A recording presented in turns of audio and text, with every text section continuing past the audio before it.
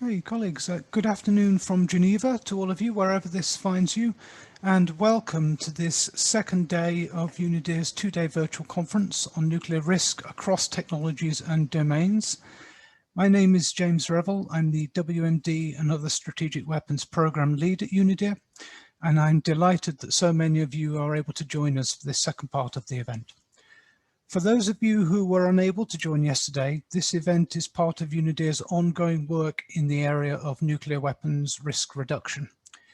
In recent years, there has been a lot of legitimate concern raised about the impacts of development beyond nuclear on the potential use of nuclear weapons. This is especially true as it pertains to technological advancements. And this has been an underlying theme of our work at UNIDIR over the last few years. But it is also an area that we want to explore further and draw out more explicitly moving forward. So we wanted to have this dialogue to explore some of these specific technologies and domains with a view in time to identifying feasible policy recommendations that can help to reduce the risk of nuclear weapons use. Yesterday, we looked at developments in cyber and outer space, including their impacts on nuclear weapons systems.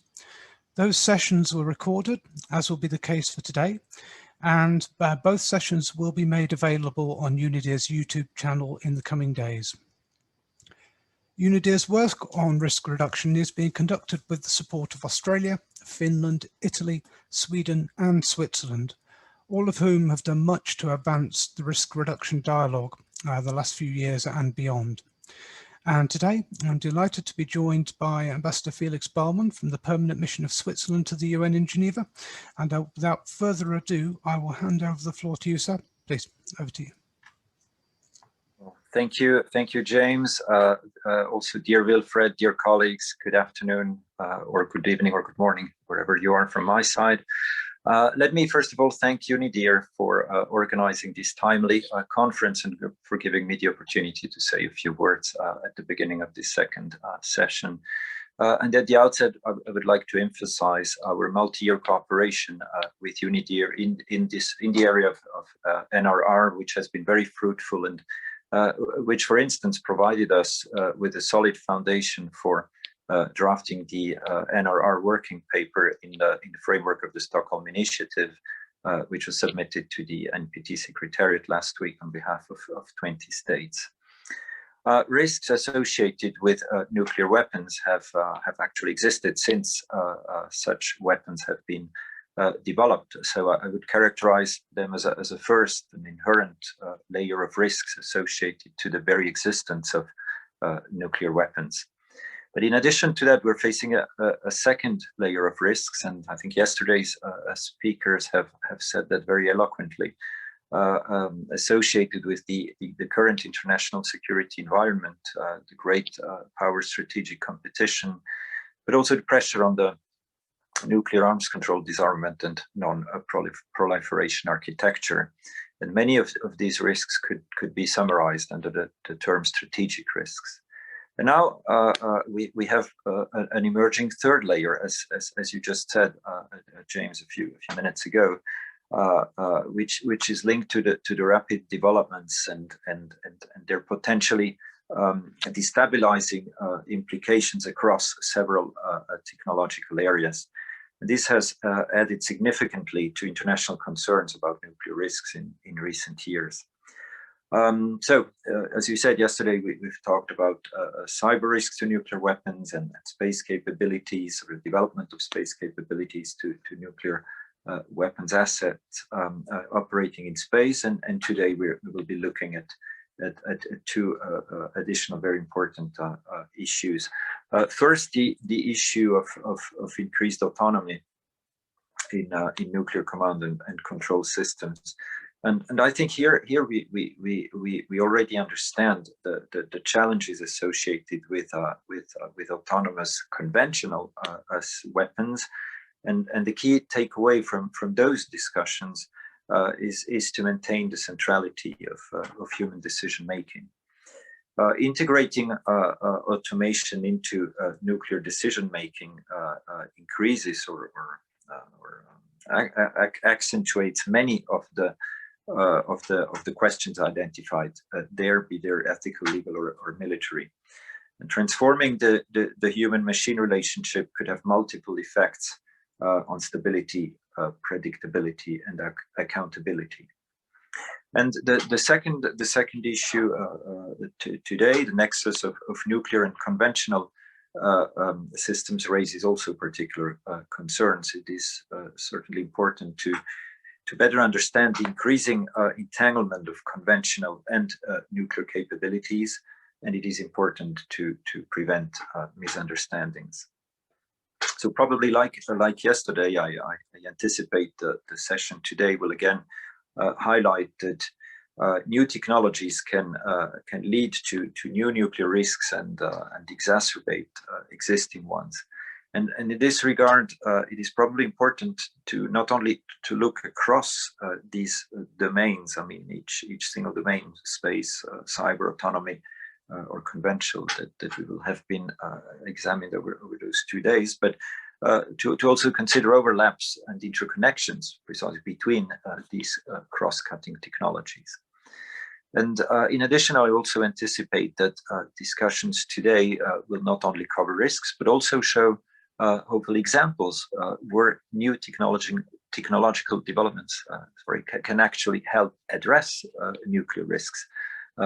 For example, the example of a multilateral hotline system could be like a secure, resilient communication system to prevent nuclear escalation, and how innovative technologies could help to communicate in a secure way.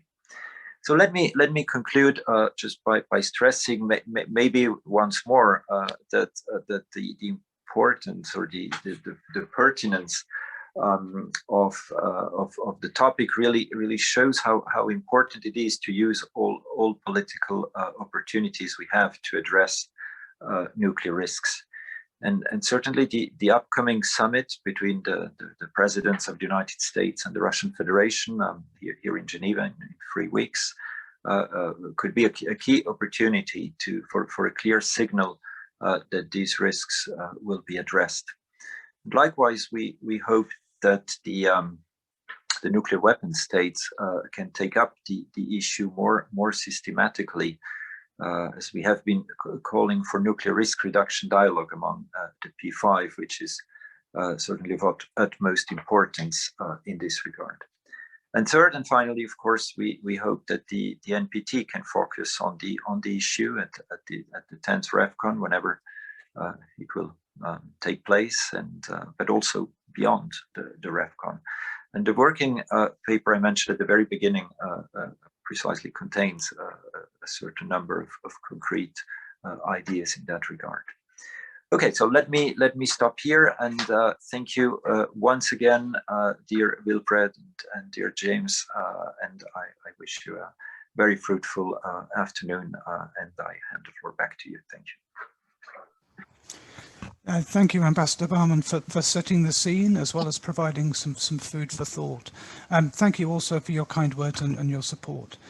And at this point now, I shall hand over to my colleague, Wilfred. Wilfred Wham, please, Wilfred, you have the floor. Thanks, Jamie. So at this point, I'm going to give a reminder of the structure of the event. We're going to have 2 sessions today, as Ambassador Felix mentioned, one on advanced conventional capabilities and one on human decision-making in and around nuclear weapons before some closing remarks. I want to be clear that all speakers are speaking in their personal capacity and not on behalf of UNIDIR or the UN. Again, these are folks who have been thinking about these topics for quite some time, and we've invited them to share their perspectives on these issues. The format for each session will be as follows. We've asked our moderators to make some initial remarks of 5 to 6 minutes each to give an overview on developments in the domain of concern. The panelists then will respond with some initial remarks of their own. Following that, they'll shift to a moderated conversation involving the entire panel. After a couple of rounds of questions, we'll open the floor to audience Q&A. And I want to remind you that these can be submitted by the audience in written form only using the Q&A function at the bottom of your Zoom application. We'll try to get to as many questions as possible, but we can make no guarantees as we have limited time. Without further ado, we're going to move to the first panel today, titled Advanced Conventional Capabilities and Nuclear Weapon Systems. We have an excellent panel, so let me introduce our moderator and turn it over to her. We're really pleased to be joined by Dr. Kristen van Boesgaard, the postdoctoral fellow and assistant professor with the Oslo Nuclear Project with the Department of Political Science at the University of Oslo. She's written a ton on nuclear and conventional military strategy. And I also want to highlight that the Oslo Nuclear Project holds these great seminars quite regularly, including one on June 9th on the blurring conventional nuclear gap, and I would highly recommend them. But Kristen, over to you.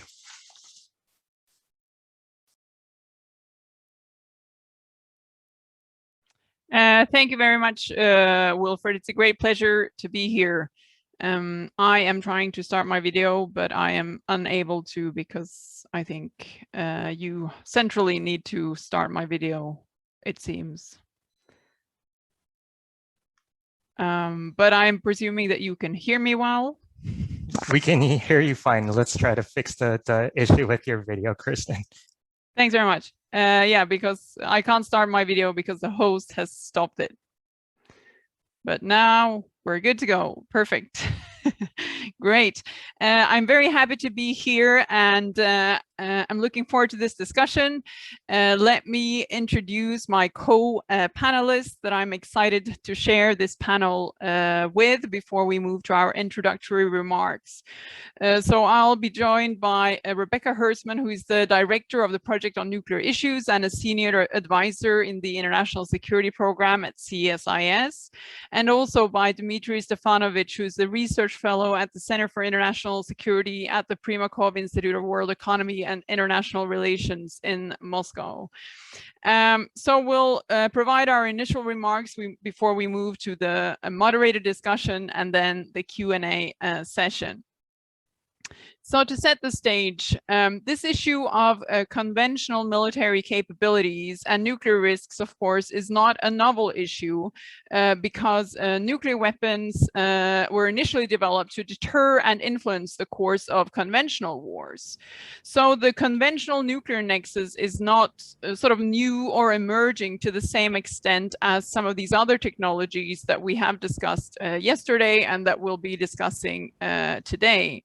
But still, the fact that these challenges are not new doesn't make them any less pressing. And there are also, of course, some contemporary developments with regard to modern conventional weapons technologies that produce increased stress on nuclear risks.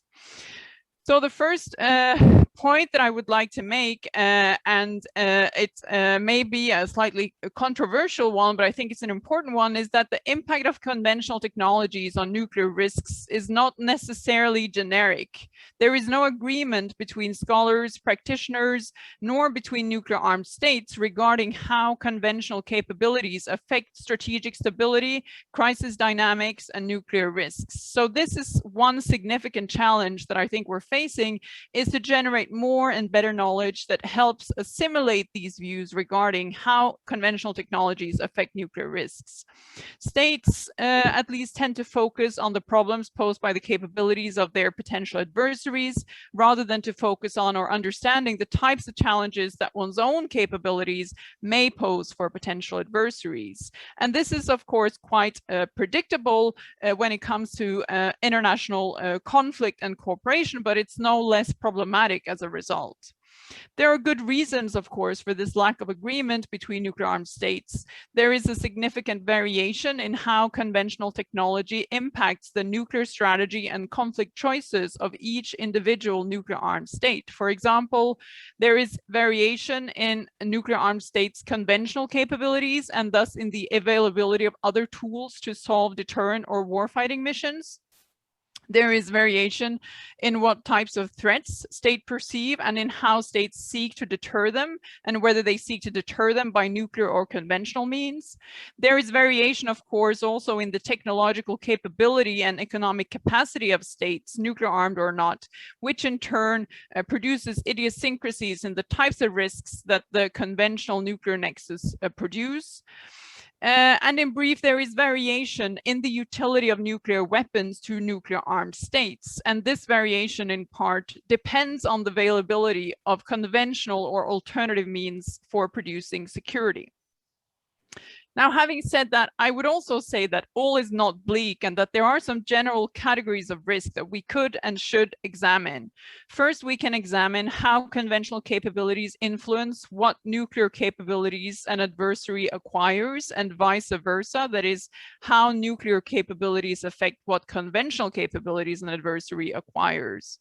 The conventional nuclear nexus has an apparent impact on arms racing dynamics and the risks associated with such arms racing, both in the nuclear and the conventional domain. And there are empirical examples that we can study to better understand these dynamics. For example, we could study how some states believe it's necessary to counter offensive nuclear capabilities with defensive conventional capabilities, such as missile defenses. We could also examine how states go about countering conventional threats and what types of nuclear responses they consider in the face of nuclear threats. Second, we could examine how the conventional nuclear balance of forces impacts crisis and escalation dynamics, which relates to two types of nuclear risks, that of intentional escalation and that of unintended or inadvertent escalation. In studying the risks of intentional escalation, we could examine the asymmetrical need to deter conventional threats with nuclear capabilities and how differing states go about doing that. This is an area that existing scholarship, including that from the Cold War, tells us something about, but this existing literature and knowledge about this hasn't really accounted for the dynamic nature of the conventional nuclear nexus in the modern era. And then with regard to unintentional or inadvertent escalation and the risks thereof, or as some call it, entanglement, there are several developments, technological developments included, that produce new inducements to pursue weapon systems that increase these risks of inadvertent escalation, including the commingling of command and control systems and including the pursuit of dual capable systems that may in turn produce confusion regarding nuclear threats and nuclear use. So the list of potential risks as posed by this conventional nuclear nexus, I think, is long and growing, and I'm very happy to be here with Rebecca and Dimitri to help us make sense of it. So Rebecca, please, the floor is yours. Thank you, Kristen. It's great to be here, and thank you to Unidir for hosting such an interesting conference. I'll touch on sort of just a quick breakdown of what I see as the issue, and hopefully we'll come back to the recommendation stage a little later in the conversation. You know, the agenda suggests we're mostly talking about offensive systems in some way, but I'm going to suggest that that's actually only one major area of this sort of conventional nuclear convergence. So I think there's three main areas to consider. The first is offensive strike. So that's going to include hypersonic systems, dual use long range systems, the exotic type systems that we've talked about that have the ability to carry or could conceivably carry both a nuclear or a conventional payload. It could potentially include other things that are long range, but that are designed to take on a nuclear target. That's really kind of a different issue. The second one is the command and control one that Kristen mentioned. And you know, the thing about command and control is that most of those systems used to be more bifurcated, but as we become increasingly dependent upon space-based systems, command and control and communication, especially for battle management, decision support, information management, communications between leadership in the field, are increasingly dependent upon many of the same space-based assets in particular, and ground-based systems that were previously kind of set aside on the nuclear front. So it's increasingly, the big challenge there is that space is more contested, and it is easier for especially advanced nuclear states to hold capabilities in space at risk regardless whether or not they are designed to support nuclear, conventional operations, or both. The third big area, I think, is actually also given far too little attention, and that's in surveillance, situational awareness, where capabilities have expanded dramatically. And this is actually where automation, AI, surveillance swarms, uncrewed systems, small networks of small sats that could be rapidly deployed, high altitude, highly mobile capabilities that can work at the space and atmospheric interface. These capabilities are increasingly important to our ability to develop a strong picture of what is going on in a certain environment. But they will be, I would argue, increasingly important both for nuclear operations, nuclear systems, nuclear warning, especially in a more complex environment, as they are incredibly important for conventional operations today, or anticipated future conventional operations.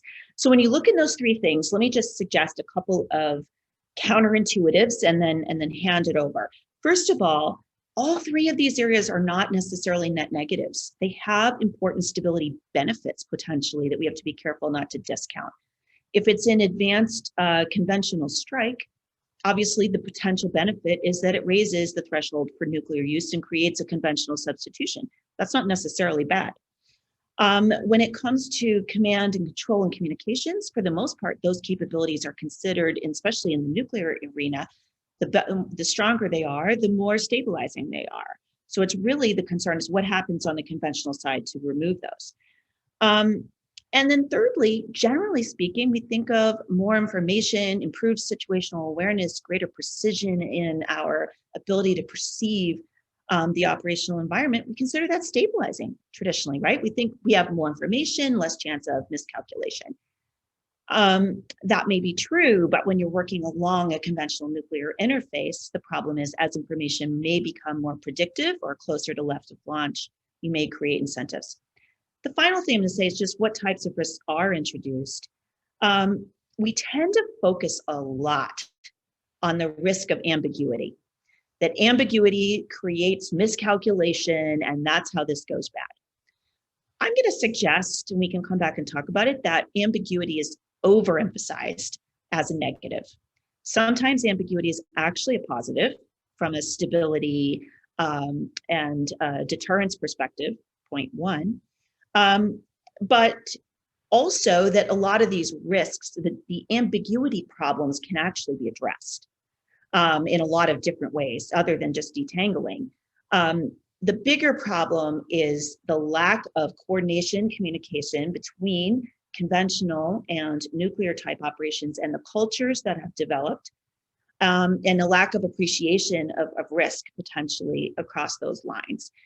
And in particular, the way we think of stability and the types of risks associated with either first strike incentives or other types of incentives, such as arms racing type incentives in some of those areas, more than necessarily the kind of automatic miscalculation type risks we go to. They're there, but I actually think those are overemphasized and the others are underemphasized. So why don't I stop there? I think we're supposed to stick to 5 minutes, and we can come back in the Q&A.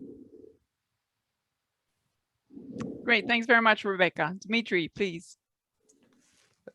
Yeah, thanks, Christine. Thanks, Rebecca. Thanks, Univia, for having me here. It's a big honor, and I'll try to add additional perspective to these great presentations already made by my colleagues. First things first, I think we need to address not only like the technical perspective, but also the doctrinal, the conceptual, or even the emotional perspective. I have like my personal idea that the fact that we achieved quite a lot in terms of nuclear disarmament in the late 80s and early 90s has a lot to do with the proliferation of precision strike weapons, of long-range precision capabilities, not because they are as devastative, as destructive as nuclear weapons, but because they can fulfill warfighting missions that were previously that were previously foreseen only capable of fulfilling by nuclear weapons, like taking out some hardened posts or missile defense, or name whatever you can. A lot of missions are now can be, at least conceptually or theoretically, carried out by conventional capabilities.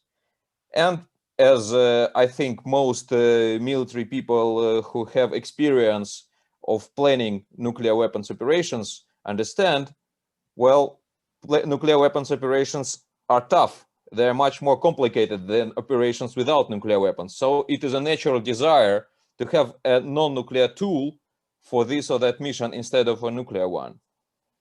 This is quite important, but at the same time, some countries have much more of these tools than the others.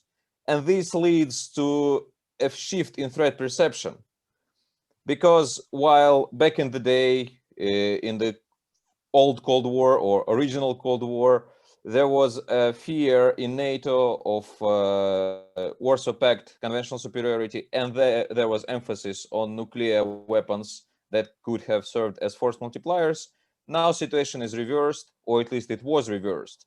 And after, well, obvious demonstration of NATO and US capabilities in the conventional realm, in Iraq, in all over the Middle East, in former Yugoslavia, well, it was considered a major threat, not explicitly to the nuclear capabilities of the Russian Federation, while some people claim that there is a threat of disarming strike or decapitating strike without referring to nuclear weapons, but simply because there was so huge overmarch in conventional capabilities, both qualitative and quantitative, that it is hard to avoid being afraid of such situation.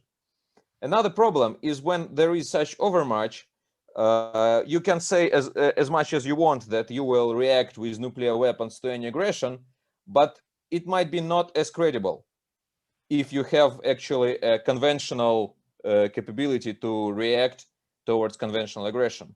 And that's why, as far as I understand, there was a huge emphasis on investing and developing so-called non-nuclear deterrence forces in Russia, and I think in other countries as well, simply to make the deterrence more credible. But in this case, we also come up with a major question. Can non-nuclear capabilities actually deter? Because, well, deterrence have a word terror as one of its major ideas. And it is debatable whether conventional capabilities can terrify your adversary enough to deter him from warfighting. So there are, at the moment, there are more questions than answers. And there is one huge problem with conventional weapons, actually. You can invest as much as you need in these capabilities and say that they're only for deterrence. But in case of conflict, the block, the emotional block or the psychological block for using those capabilities is much lower than for using nuclear capabilities. So these investments in strategic conventional capabilities actually might be destabilizing, not because, not intentionally again, but simply due to miscalculation or due to less emotional attachment to the weapons you are about to use or not use. And probably my last point would be, and it actually relates to what we've done together with Unideer some time ago. We held a tabletop exercise using about hypersonic weapons and their introduction into actual scenarios, warfighting scenarios, deterrence scenarios. And one of the conclusions that I especially find valuable is that people consider advanced conventional capabilities like hypersonic weapons as somewhere in between as regular conventional capabilities and nuclear capabilities. This means that probably advanced conventional capabilities can be a tool of signaling, can be a tool of expressing your plans or intentions and things like that. Again, this is also a topic that deserves greater research, but I'm very glad that we have this session and we have so much to discuss. With that, I'll stop and looking forward where we go from here. Thank you very much, Dmitry. So I'd like to remind everyone to pose your questions in the Q&A section at the bottom of your screen as we start our conversation regarding these issues, and we'll try to get to as many of them as possible. Both Rebecca and Dimitri, I wanted to start off the conversation with talking a bit more about this issue of ambiguity that you touched on Rebecca. You said that you thought that that the issue of ambiguity is slightly overrated or overstated. So I'd like to invite you to elaborate a bit more on that, both with regard to the issues that you believe are overrated in terms of how we conceive of the risks associated with a conventional nuclear nexus, but also to elaborate on the issues that you did mention that you thought could be destabilizing with regard to the ambiguity that this entails with regard to arms racing dynamics, for example, or incentives for first strike.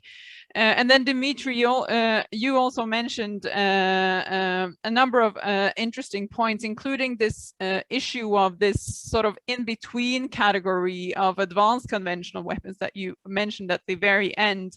And I was wondering if you wanted to comment a bit on how that relates to this issue of ambiguity and how both operational and strategic ambiguities might impact the types of risks that we are concerned about when it comes to the nuclear escalation of crisis. So Rebecca, maybe you want to go ahead and get us started. Sure. Well, I'll just kind of focus on a little bit about just at the theoretical level, right? The reality is that ambiguity has actually been a really important part of deterrence, you know, from the beginning. That there's always been an element where you don't actually want to communicate with excessive precision exactly where a threshold might be, because of the concern that would actually invite conflict up to the point of that threshold, right? Like that's its basic concept. And that's why for most of the time that nuclear weapons have existed, all of the major powers that possess them have left some degree of ambiguity about what would actually trigger a nuclear response. Now, we all know you don't want it wide open, but some amount of ambiguity, first of all, is actually really important to nuclear deterrence, point one. Point two, some countries actually depend on ambiguity and a degree of opacity more than other countries. So for example, if you are a country, as it might exist like India, Pakistan, or somewhere else, you know, you depend on ambiguity and a degree of opacity in there because you may not actually have the same amount of, say, strategic depth to focus exclusively on secure second strike. So you too are sort of looking at a degree of ambiguity in terms of nuclear response as actually being stabilizing, not destabilizing. So ambiguity is not always a net negative, is the point one. Point two, when it comes to dual use capabilities are most of the time not ambiguous. So, for example, we've had dual use nuclear conventional capabilities, whether it's air launched capabilities or sea launch, especially in cruise missiles, right, for a long time. What we haven't had is tons of confusion, you know, in various conflicts that all of a sudden one of those is going to be nuclear tipped in a way we weren't expecting. So why is it that dual use isn't always ambiguous? Well, because you get into certain types of conflicts, first of all, would make no sense, or other strategic assets haven't been activated, or you haven't signaled in a different way. And that can all be true in the future. That's why I say certain types of dual use delivery systems, there's probably ways of disambiguating, right? That aren't just disentanglement. So I think when you look at those things, if we just kind of obsess on ambiguity, it might take us in some wrong directions, is really what I'm trying to say. when we can probably address the problem multiple ways and not be terribly afraid of ambiguity all the time. I think that's the most important thing. I think that leads to one of the recommendations, or at least a not, what isn't a recommendation. And what you won't hear from me is that the principal recommendation in this area of conventional nuclear crossover is, the answer to entanglement is not necessarily disentanglement, is going to be the bottom line for me. And I can explain why, but it's not possible.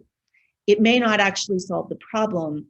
And it's actually rooted in this idea that you can sort of disambiguate everything and then that's going to be clear. And honestly, that's just not how anything's going to work going forward. So you'll have to rely on different ways. So entanglement may be a problem, but disentanglement in most cases probably won't be the solution.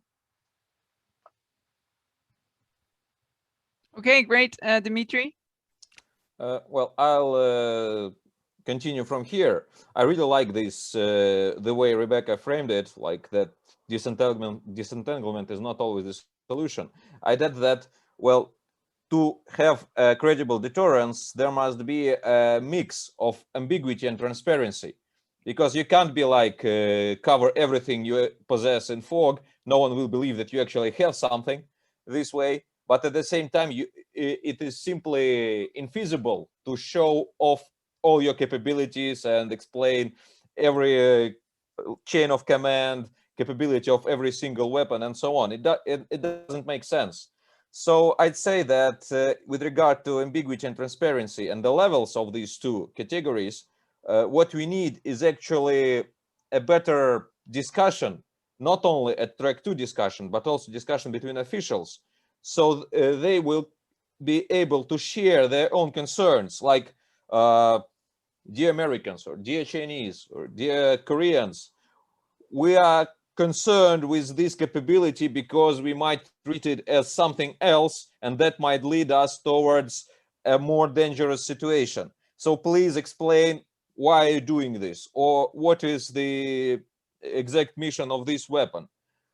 It doesn't mean that the opposing side will necessarily explain or explain in good faith, but still, this is, from my perspective, is one of the most important parts of any so-called strategic stability dialogues and so on. So this would be one point.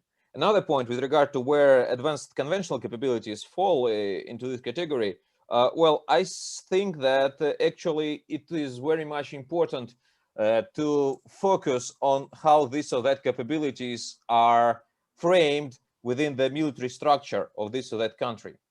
For example, like when Avangard, the Russian intercontinental hypersonic weapon, was first made public, there were concerns by some experts, and I think even by some officials, that it might be like conventionally armed, non-nuclear, and be used for strikes or for escalation or for some other malign influence missions and so on. But when you look more carefully and understand that this is the weapon deployed with the strategic rocket forces, and then when you see that it is actually introduced into the new START that we luckily extended this year, you understand that there is no ambiguity in terms of its mission. There is no ambiguity in terms of its capabilities. And actually, Russian officials never said otherwise. It was obvious from the start why it was developed, what are its mission, what is its payload, although of course without details that might undermine its functionality. Well, this is one example. Another example is when we see that it looks like most advanced conventional capabilities that are currently under development in the US, like long-range hypersonic weapon for the army and so on, they, it seems, will somehow feed into strategic command and global strike command. Well, it's as far as I understand, no final decisions have been made, but it might lead to some concerns from the Russian side and probably from the Chinese as well, because these weapons are considered strategic, and well, they're with strategic command, but at the same time they're deployed more or less on the theater.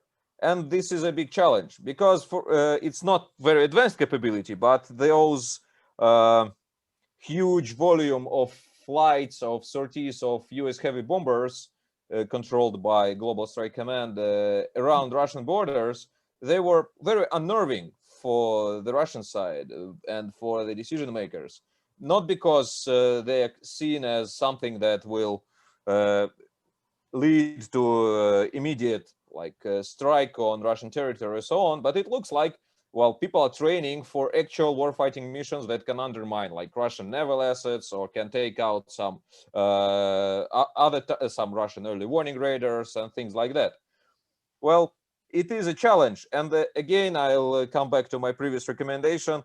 This topic have to be discussed between the officials in good faith, and I hope actually that the recent meeting on the incidents at sea agreement that was held in Moscow between Russians and the Americans is a good example, and I hope they've discussed this issue, because of course when you see this challenge, when you see the threat, you try to react in this or that manner, and sometimes this reaction might lead to, well, to escalation. So with that, I'll stop and let's proceed. Great, thank you. Yeah, I was going to add to the discussion as well that I guess, I mean, I of course completely agree with this, the importance of striking this balance between ambiguity and transparency, and certainly agree that evidently to any actor who seeks to deter by use of nuclear weapons, a certain level of ambiguity is necessary. But I guess that and I mean, I also buy Rebecca's argument that dual use is not always ambiguous. But on the other hand, I guess that one of the challenges we're facing at the moment is that some of these new capabilities and new technologies are producing a lot of uncertainty, as illustrated by this example that Dimitri pointed out, that in turn produces a challenge to basically strike a new type of balance when in the process of determining precisely what the impact of these types of new capabilities will be, or given these new technologies. And I guess that that's one of the challenges that states are continuously grappling with in the face of emerging technologies or novel technologies, to figure out precisely how it is that these technologies will impact crisis dynamics, and to then sort of gauge the level of ambiguity. So I guess that to some extent you could say that the ambiguity sort of becomes bigger just because of the novelty of the technologies that have to be processed by the adversary of the state that's pursuing these capabilities. And then my second point would be that there is also this communicative element, which Dimitri also addresses in his pressing the point of the importance of dialogue and communication, because, you know, certainly there it's a two-sided process where one side seeks to convey a certain level of ambiguity, but whether that level of ambiguity is what is being received at the other end is uncertain and critically important in order for that deterrence dynamic to play out the way that it's intended to. So I was gonna ask one more question for the discussion before we move to the open Q&A session, and it's related very closely to what we just discussed with regard to this issue of ambiguity versus transparency, because a lot of observers are talking about this need to reduce ambiguity and to reduce this blurring of the line between conventional and nuclear weapons. And I think that some of the discussion that we've had so far may indicate that there may be some differences in whether it could be useful to take measures to reduce this blurring, because certainly some actors would see, as Rebecca mentioned and Dimitri touched on as well, a utility in the ambiguity related to some of these capabilities. So what are the steps that states should take, in your opinion, to prevent an unuseful or blurring of the gap between conventional and nuclear capabilities? Maybe you want to try and tackle this one first, Dimitri? Well, yeah, it's actually not much to add, because of course this challenge it have to be addressed, but there are no like single universal recipe to find a solution. like I just came up with a metaphor. Like we always speak in terms of military capabilities, we often speak about sword and shield, but actually it's better to speak not only about sword and shield, but also about dagger, that some capabilities that might undermine the defense of your adversary, but in other way. But moreover, we must remember that, well, we are humans, we are people, we know how to talk, we have languages, we know how to write. So we must think not only about like strictly military capabilities, but also how to explain these capabilities. And one of the best solutions would be just to continue to be public about the declaratory policy, about doctrines. Last year we had like this, well, I can say a breakthrough. In Russian case, we have published basic principles of state policy of nuclear deterrence. Now we probably need the same type of document for non-nuclear deterrence, for airspace defense and things like that, or some kind of a general document with basic principles of strategic deterrence, because this is also like a fun concept developed by Russian military, and actually it looks like it is getting more and more embraced by our American counterparts, not to speak about Chinese. In the US, we have nuclear posture review which is rather detailed, and it leads to a lot of discussions and disagreements, but still it is at least we have something to speak about, something to try to decipher. In case of the UK, we have integrated review, which, well, to some extent led to more questions than answers, but still there is a public document that will be understood, will be considered by other countries, all over the planet. So this might be one of the obvious solutions, which also might help us in the expert and the scholar community if we have more original data, more original sources to think about the escalation dynamics, to think about what deters, to think about levels of transparency and ambiguity. It is much better than if we simply try to guess or try to, again, decipher some public statements, or worst of all, try to research the outcomes of actual conflicts. Yeah, so now over to Rebecca, I think.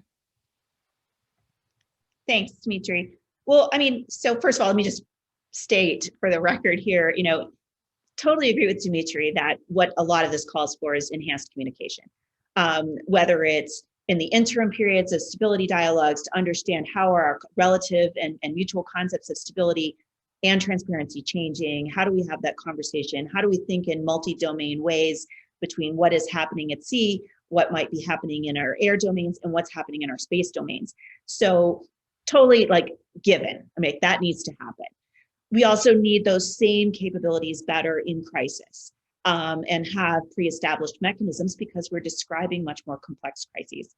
But I'm going to now introduce perhaps a slightly more counterintuitive or maybe controversial thing, which is that when it comes to planning concept development, communities coming together, at least from a US perspective, I'm actually arguing for more integration between our conventional and our nuclear. And that is because I actually think those communities internally are excessively divided and lack of an appreciation of each other's concepts of escalation, of how they could, and have developed entirely different lines of communication, even internationally. The real problem we're talking about here is actually not the advances in nuclear war. We're talking about the tremendous advances in conventional war and the increasing risks of conventional war amongst very powerful nuclear armed states. And it's in that context that we have a lack of understanding of where the highest risk escalation lies. So the example I will give is with space-based systems. The United States is fundamentally dependent on whether it's conventional war or nuclear war, on space-based systems to provide awareness, communication, everything about our command and control, and we are used to those systems being fairly secure. So if you talk about something where, you know, the risk to those systems pose the kind of escalatory challenge to the United States, I'd be looking in space. I wouldn't be looking at dual use long range strike as the biggest thing I'm worried about. Not saying it is important, but it doesn't top my worry list the way space does. And as we talk about, oh, well, then just don't strike command and control. Well, I don't know how you're going to figure out you're not going to strike, you know, nuclear command and control. How do you disambiguate that from the conventional systems? How will anyone know if you happen to target my command and control system or those major satellite functions and I am blinded for a period of time? I'm not sure either one of our countries are going to care whether that's so-called nuclear or so-called conventional, or we will really be able to distinguish. And yet, from time immemorial, targeting command and control is a central concept of conventional military planning. I mean, it's, we can go back 1,000 years, right? And like, this is foundational to warfare. So you're going to rewrite warfare and say we don't target command and control? These are the types of cosmic questions that we have to think about. So from the US perspective, I don't think you're ever going to manage to either fully disaggregate between nuclear and conventional command and control. They're only coming more together. So we have to focus on resiliency. We have to focus on defense. We have to focus on redundancy.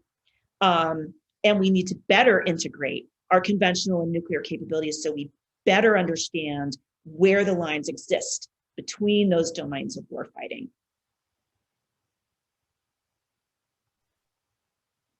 Okay, great. So I'm going to move to the Q&A part of this session. I have a bunch of really interesting questions that I want to get to, and I wanted to talk a little bit more about one of the topics you touched on now, Rebecca, with regard to escalation and the risk of escalation. I have one question from John Hallam that says, how automatic might an escalation from conventional conflict to nuclear conflict be? And there are concrete scenarios for you to consider. So A, in a conflict between India and Pakistan where there is asymmetry in nuclear doctrine, and B, in a Russian-NATO context, for example, when a tactical nukes in Kaliningrad are being overrun by NATO conventional forces.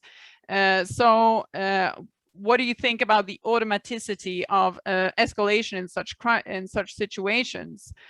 And then several questions about dual capable systems that we touched on as well. One from Joseph Rogers, who says that there has been increased debate about the risk posed by the development of dual capable systems, particularly in the US, the LRSO, and in China with the DF-26. Do these new dual capable systems produce significant new risks, or are they overstated? And then the second one is from Tim Tees, who says, I understand that doctrinal posture ambiguity can contribute to deterrence, but in case of conventional long-range weapons, the cause of concern is rather post-launch ambiguity. So what would be the utility of leaving an adversary guessing whether an incoming warhead is nuclear or conventional once deterrence has already failed? So maybe you want to have a go at either of those questions, Dimitri, and then I'll move to Rebecca, and then I'll try and chime in at the end. Okay. Well, I think that I start from the last one. I think it still matters from the effects of conventional and nuclear warheads will be different in terms of their military effects. But in terms of perception, I think, yes, if deterrence is already broken and we are actually in major war, it doesn't really matter what actually flies your way. The reaction will be roughly the same. And for a good reason. In basic principles of state policy on nuclear deterrence of Russian Federation, there is one of the conditions that might lead or might not lead to nuclear use is the detection of incoming salvo of ballistic missiles without saying anything about range of those missiles or their payload. So, and it has, I think, long been an official Russian position then that if we are under major conventional attack, we reserve the right of nuclear retaliation in this case. So yeah, probably in this case, it doesn't really matter what is the type of warhead that flies your way. Speaking about whether this challenge is new or not, about the risks of dual capable systems are new or not, again, as we've already said, I think Rebecca also mentioned it, it is actually not that hard to figure whether weapon used in this or that case is nuclear tipped or not conventionally armed. And to make another point, in Russian case, for example, we have quite a number of dual capable systems, including in the ground forces, and there are debates whether whether it is good or bad, to put it simple. But the fact is that all their warheads are kept in central storages, and these central storages are well known. I believe they're monitored quite attentively and quite seriously by all possible assets. And if there is increased activity in these storage sites, and if something is being delivered to the units, it will be detected in time. And it is actually might be, if not stabilizing, but to some extent, a signaling function of this capability. Like if there is some, military engagement in Europe or in Asia or in anywhere, and then after some exchanges with some limited casualties, some action starts in these central storages of nuclear warheads, it might be like a signal that, let's not go that way. It will be bad for everyone, because I'm absolutely sure that in the Russian case, no one believes that we are capable of winning a nuclear exchange, winning a nuclear war, but we are also not planning to lose one. So yeah, I think there is some use in dual capable systems. And there was also a scenario explicitly mentioned about the possibility of Russian tactical nuclear unit being overrun in Kaliningrad. I think if we are in such a bad situation, then there probably will be a nuclear use, not because of some sophisticated escalate to de-escalate scenarios or doctrines or whatever, but simply because if your unit is being overrun, you use whatever you can to avoid being overrun. And I think, as also I think Mark Gobrud put it in the chat box, yes, irrational plays a role here. It is a fear, it is angriness, and if you have something at your disposal, then you will use it. So the main challenge is to avoid a situation when you are actually need to go down this way. Thanks, Dimitri. Rebecca? Well, let me try to, there's a lot there, so I'm trying to think about what quickly to touch on. First of all, on sort of this escalation question and escalation automaticity, and I think another question mentioned an article I wrote last summer about that I called Wormhole Escalation. And the point there was really to say that not only do I think kind of this laddered or predictable approach that will naturally, states will naturally and logically go in a step-by-step process through a conventional conflict to a potential nuclear one. The point was to say, I think not only is that not necessarily likely, that sort of ladder may not be what really represents how you get to nuclear conflict, but that in fact, laddered thinking, the kind of reliance on a sense of predictability may in fact be more dangerous, because it might create a sense that you have control or predictability that you in fact may not have. So what's the relevance in these scenarios that we're talking about here? What we're describing is a complex and fairly long interface between conventional and nuclear conflict when highly capable, advanced conventional nuclear states are engaged militarily. So that's a specific case. I think it's really, if you're talking China, Russia, United States, maybe a couple of other examples, that my point would be that's a pretty long interface. It's not a ladder that's taking you up to a point. Sorry, I talk with my hands all the time. But it's a broad interface. And the wormhole concept says, you know, you could pop out here, you could pop out there. You might pop out in space, you might pop out because of an air interaction, you might pop out because of advanced situational awareness and surveillance, and the difficulty to anticipate where those become engaged and the highest risk of escalation, moving quickly from conventional to nuclear, will happen, is hard when you're looking across a broad horizontal interface. So that's really the point there. Now, that doesn't mean it's automatic. Someone mentioned this issue of automaticity. Well, it's clearly not automatic, right? When we can sort of recognize it, we don't do it. And if you look at the 2019 conflict between India and Pakistan, and the fact that they actually put planes in the air, engaged in kinetic strikes and use actual nuclear threats, they still didn't, you know, it didn't happen, right? So there's a lot of unpacking about why that did, why that didn't, was that luck? You know, would it happen a different way? It's clearly not automatic, because humans can intervene, can recognize where risks lie, can pick up a phone, can do certain things, and they're highly incentivized not to go to nuclear war.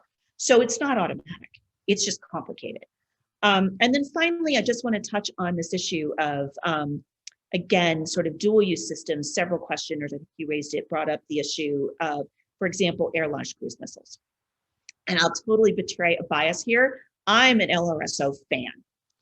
This is one of these things where I'm like, there are a million ways to disambiguate this, you know, where you don't have to kind of promise my thing is, you know, my cruise missile is either nuclear or non-nuclear.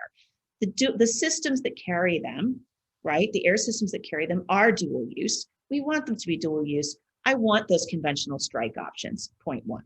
I don't want to have to resort to nuclear. So that's the first. Secondly, there are a million ways that a nuclear risk is signaled. I think Dimitri spoke about this. The way we generate is actually quite observable. There are a lot of different ways. If you want to think there's a nuclear concern or a nuclear armed system that's being considered, there's a lot of ways without just necessarily saying it's only, you know, that this is all about, you know, disentanglement. And third, just because a system has a potential negative doesn't mean it doesn't have positives that outweigh. So in my view, a system that is recallable, that can sit off, you know, that can hover, that can provide other strategic advantages and decision time to the president, the stabilizing benefits of that outweigh the potential downsides that could be associated with the mere fact that, oh my goodness, I think I'm going to be confused whether this is a nuclear system. I don't think they're going to be all that confused. So I'm actually a fan of that, carrying those capabilities on our long range strike bombers. Okay, so if I'm gonna chime in, I guess I would perhaps ask the question, now that we've moved far down the line in terms of claiming that dual capable systems are not ambiguous, then I guess I would pose the question of whether it's possible that they are ambiguous, and also to press the point that at least as far as I understand, some states will find that ambiguousness useful. And I mean, so you've made the points that states can take measures in order to reduce that ambiguity, but states could probably also take measures to enhance that ambiguity, precisely in order to try and create for example, the deterrent effect that they would seek. Or at least that's an issue that I've been trying to think about and understand in relation to Russian doctrine and this concept of non-nuclear deterrence, where it seems to me at least that the dual capable systems are intrinsic to that concept of sort of the nuclear options lending credibility to the conventional options of these dual capable systems. So I think that even if we move quite far down the line in saying that they are not always ambiguous, that doesn't mean that they cannot be ambiguous, and that there may be both utility but also risk associated with that ambiguity. The other issue that I also wanted to point out on the automaticity of escalation, I think, I mean, Rebecca, you made the point that the point at which we find ourselves in a conventional conflict between great powers, or at least this is one of the issues that I'm concerned about, that it may be that we find ourselves in a conventional conflict, and where some of these ambiguities potentially, or other misconceptions that may or may not be related to developments within this technological realm, produce dynamics by which it may be difficult to avoid the nuclear escalation of a conventional conflict, because of, for example, a lack of understanding or misdiagnosis of the doctrine of the adversary, and anticipation that the other side is going to resort to nuclear weapons before it actually might, for example. So I think that there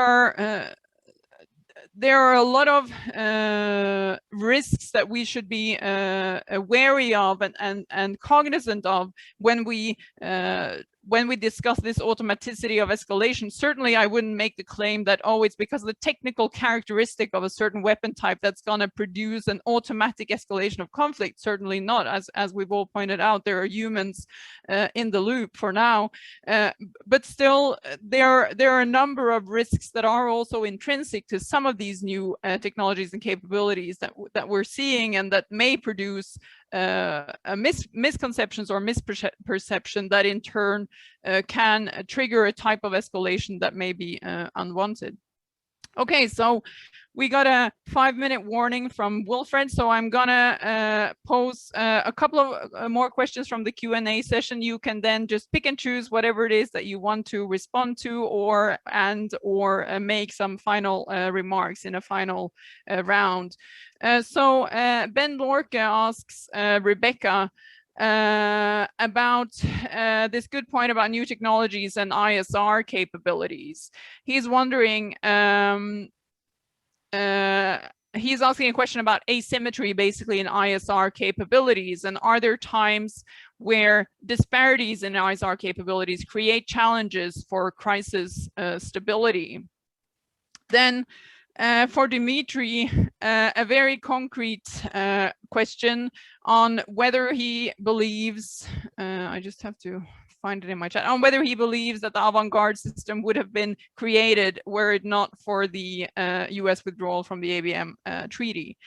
And then there is an issue of on a question from Doug Shaw on cyber left of launch capabilities, and whether they will always be destabilizing among nuclear armed states. So pick and choose whatever you would like, and any final comments that you may have. And we have about 1 to 2 minutes each.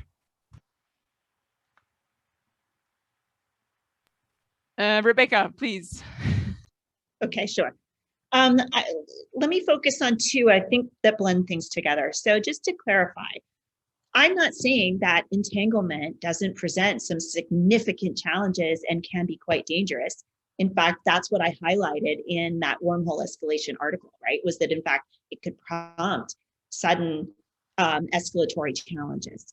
What I am pushing back on a little bit is some of the automatic notions of what will actually help to reintroduce stability in that context.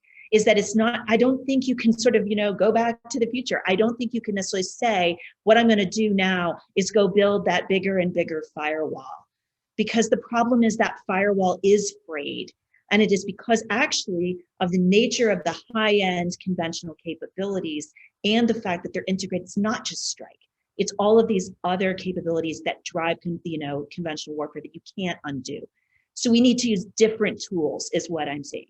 So focus on the communications, like what Dimitri said. Focus on redundancy and resiliency for ourselves, so that we can actually defend more effectively, and therefore be less, inclined to resort to strike if we think we absorb a defensive hit. So there's things like that. So it's not that it isn't dangerous.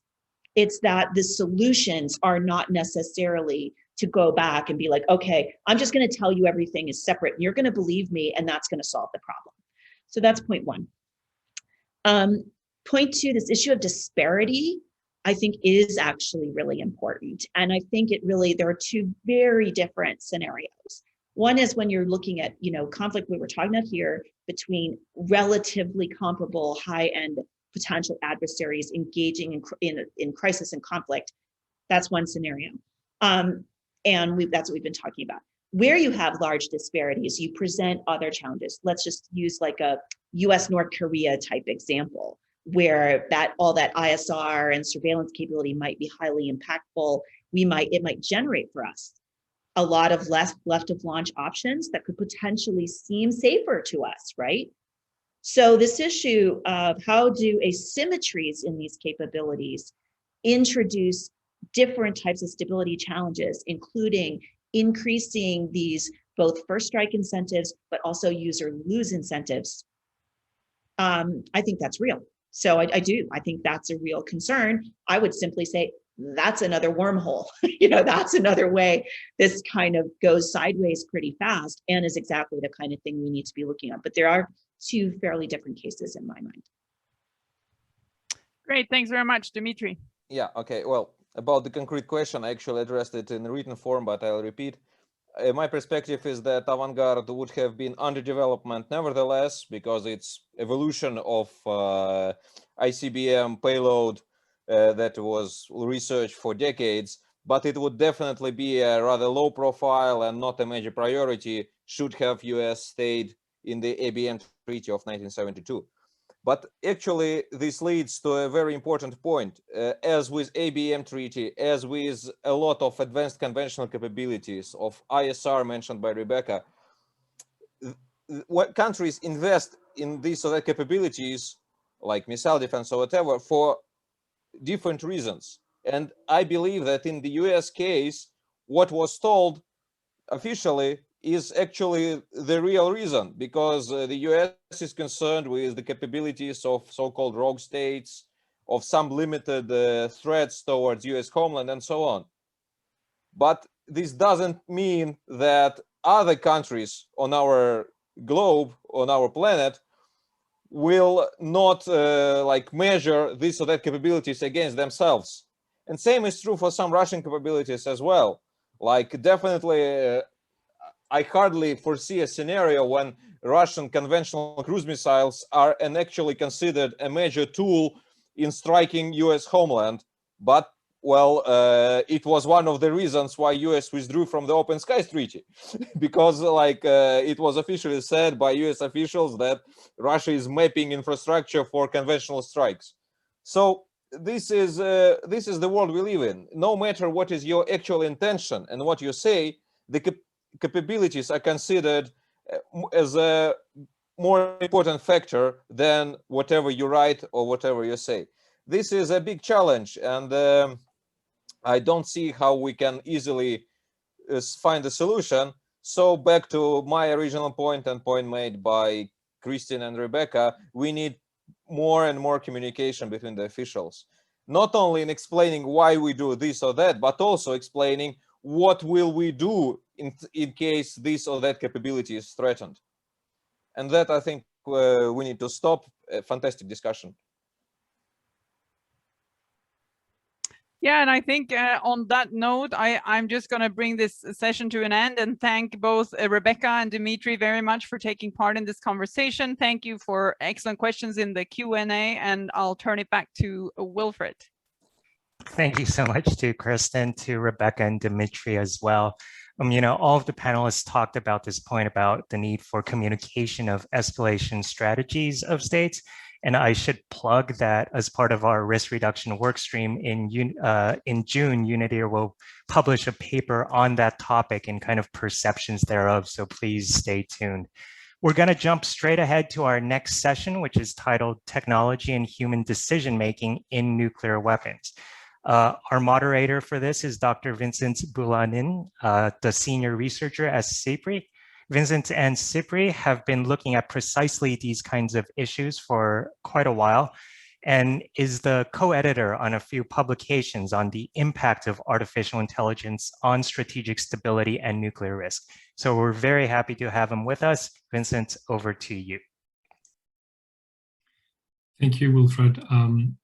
It's an honor for me to moderate this session, and thank you to you and Unity for this kind of invitation. So to discuss how the advance of technology could fit into human decision making in the nuclear arena, we have with us two distinguished speakers.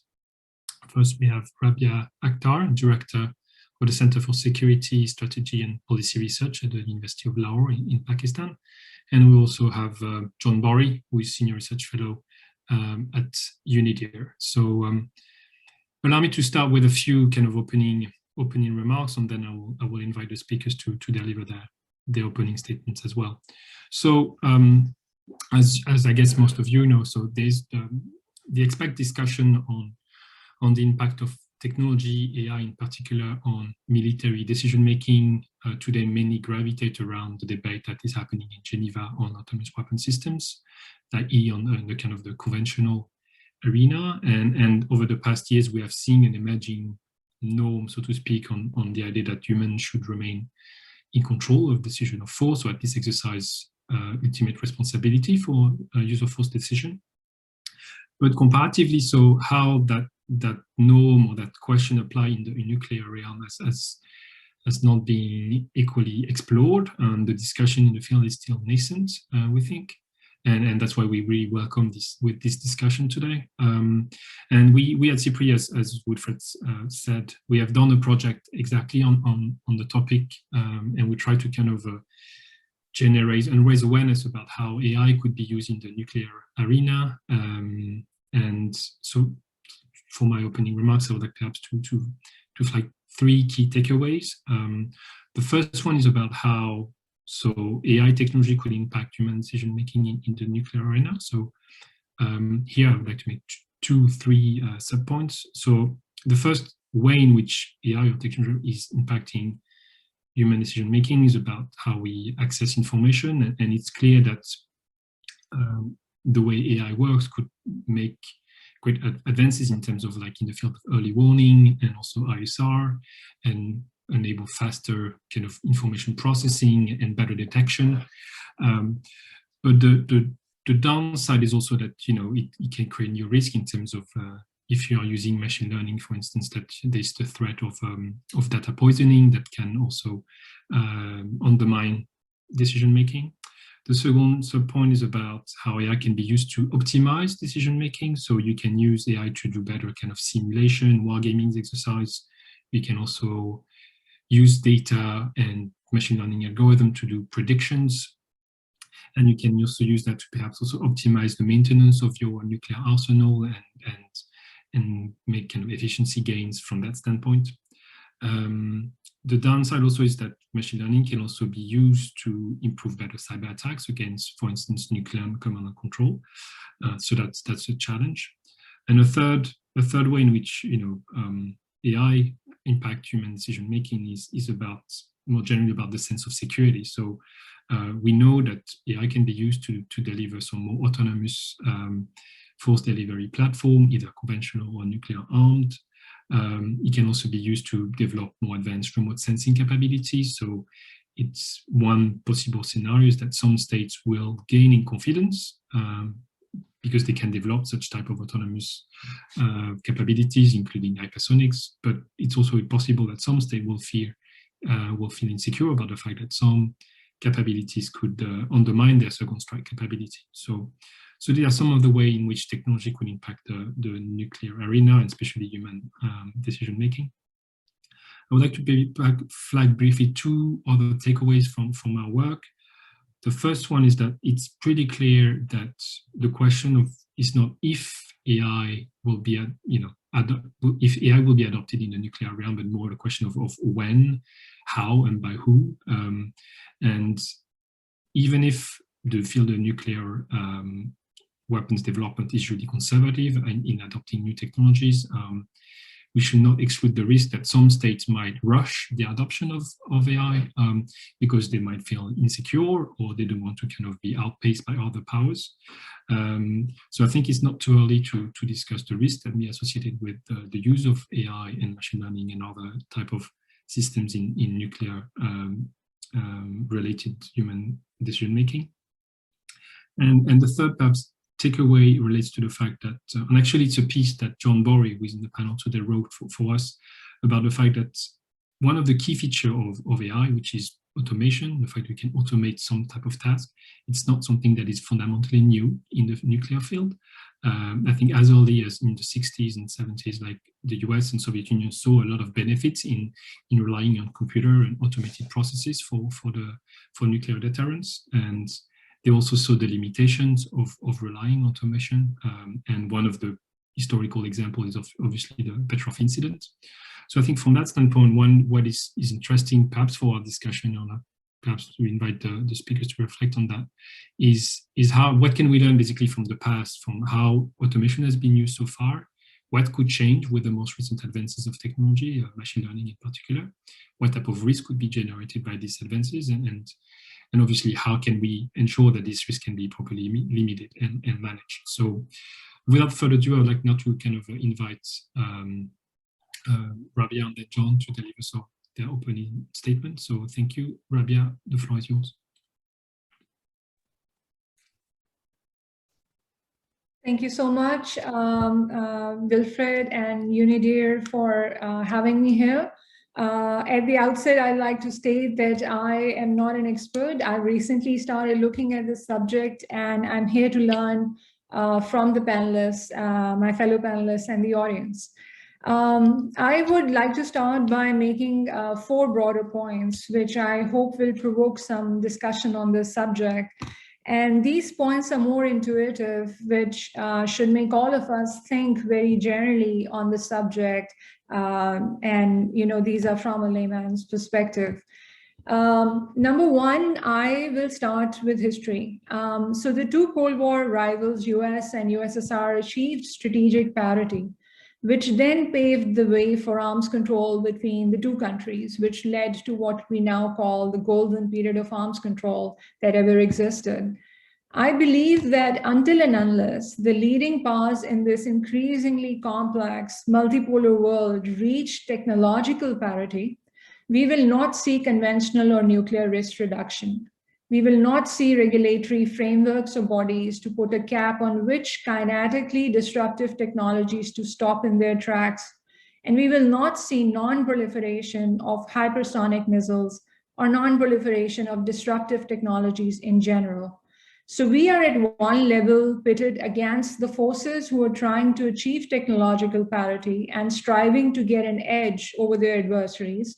And on the other hand, there are those countries who are being pushed to join this technological digital arms race just so their deterrence could remain credible. And if they do not move in that direction and join the race, we have a more problematic and complex asymmetry developing, which will be extremely destabilizing, especially for countries that possess nuclear weapons. So that was my first point.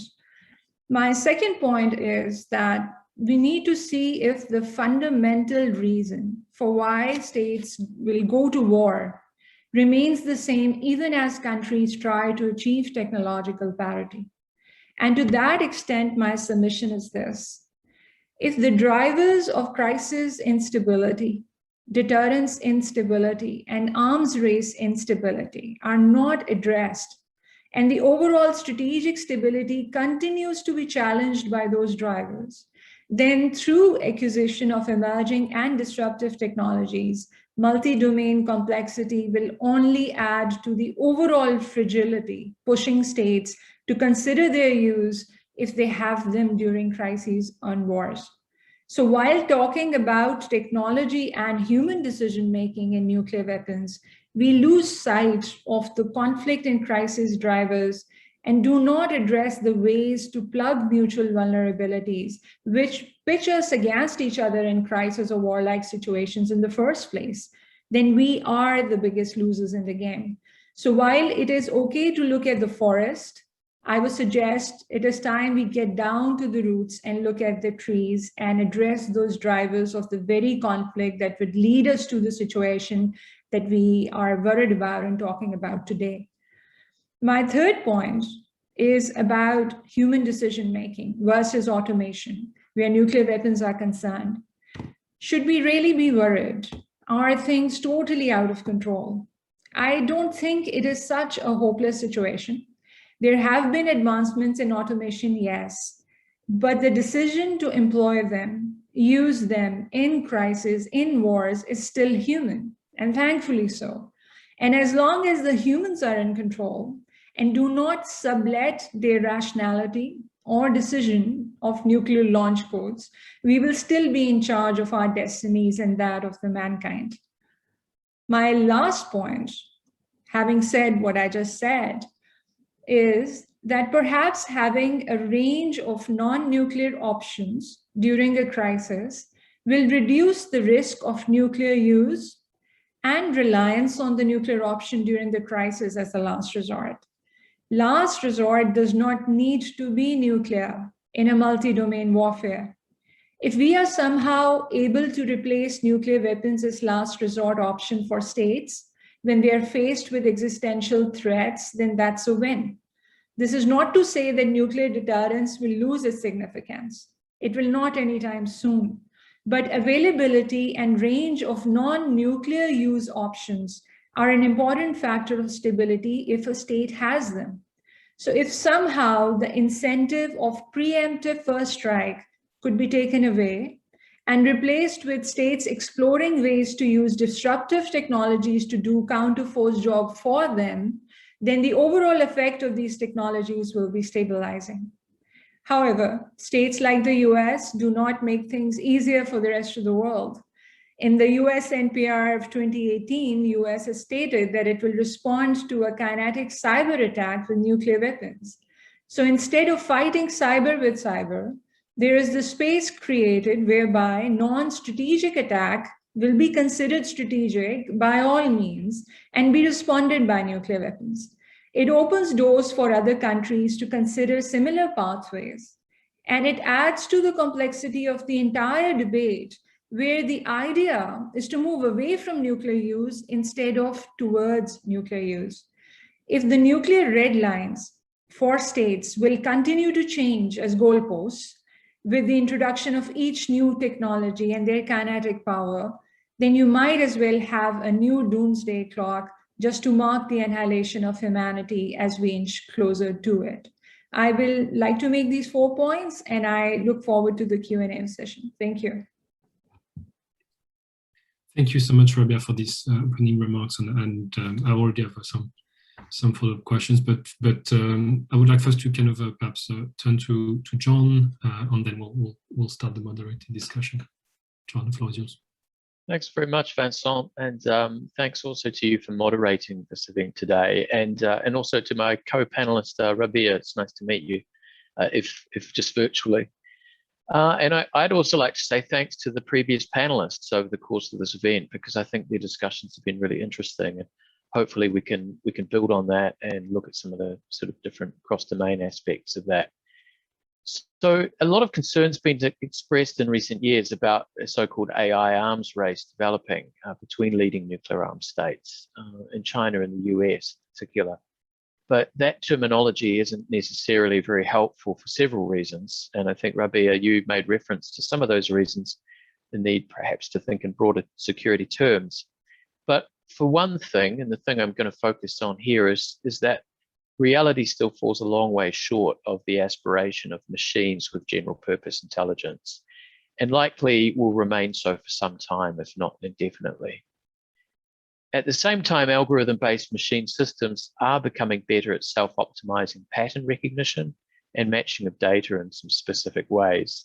And there's scope for this to continue to improve the ability of machine systems to perform various critical military functions with a greater level of autonomy. And this is relevant in the nuclear domain, and especially in the context of nuclear command, control, communication, and intelligence systems, or NC3I. Speed is of the essence in nuclear detection, early warning, and response.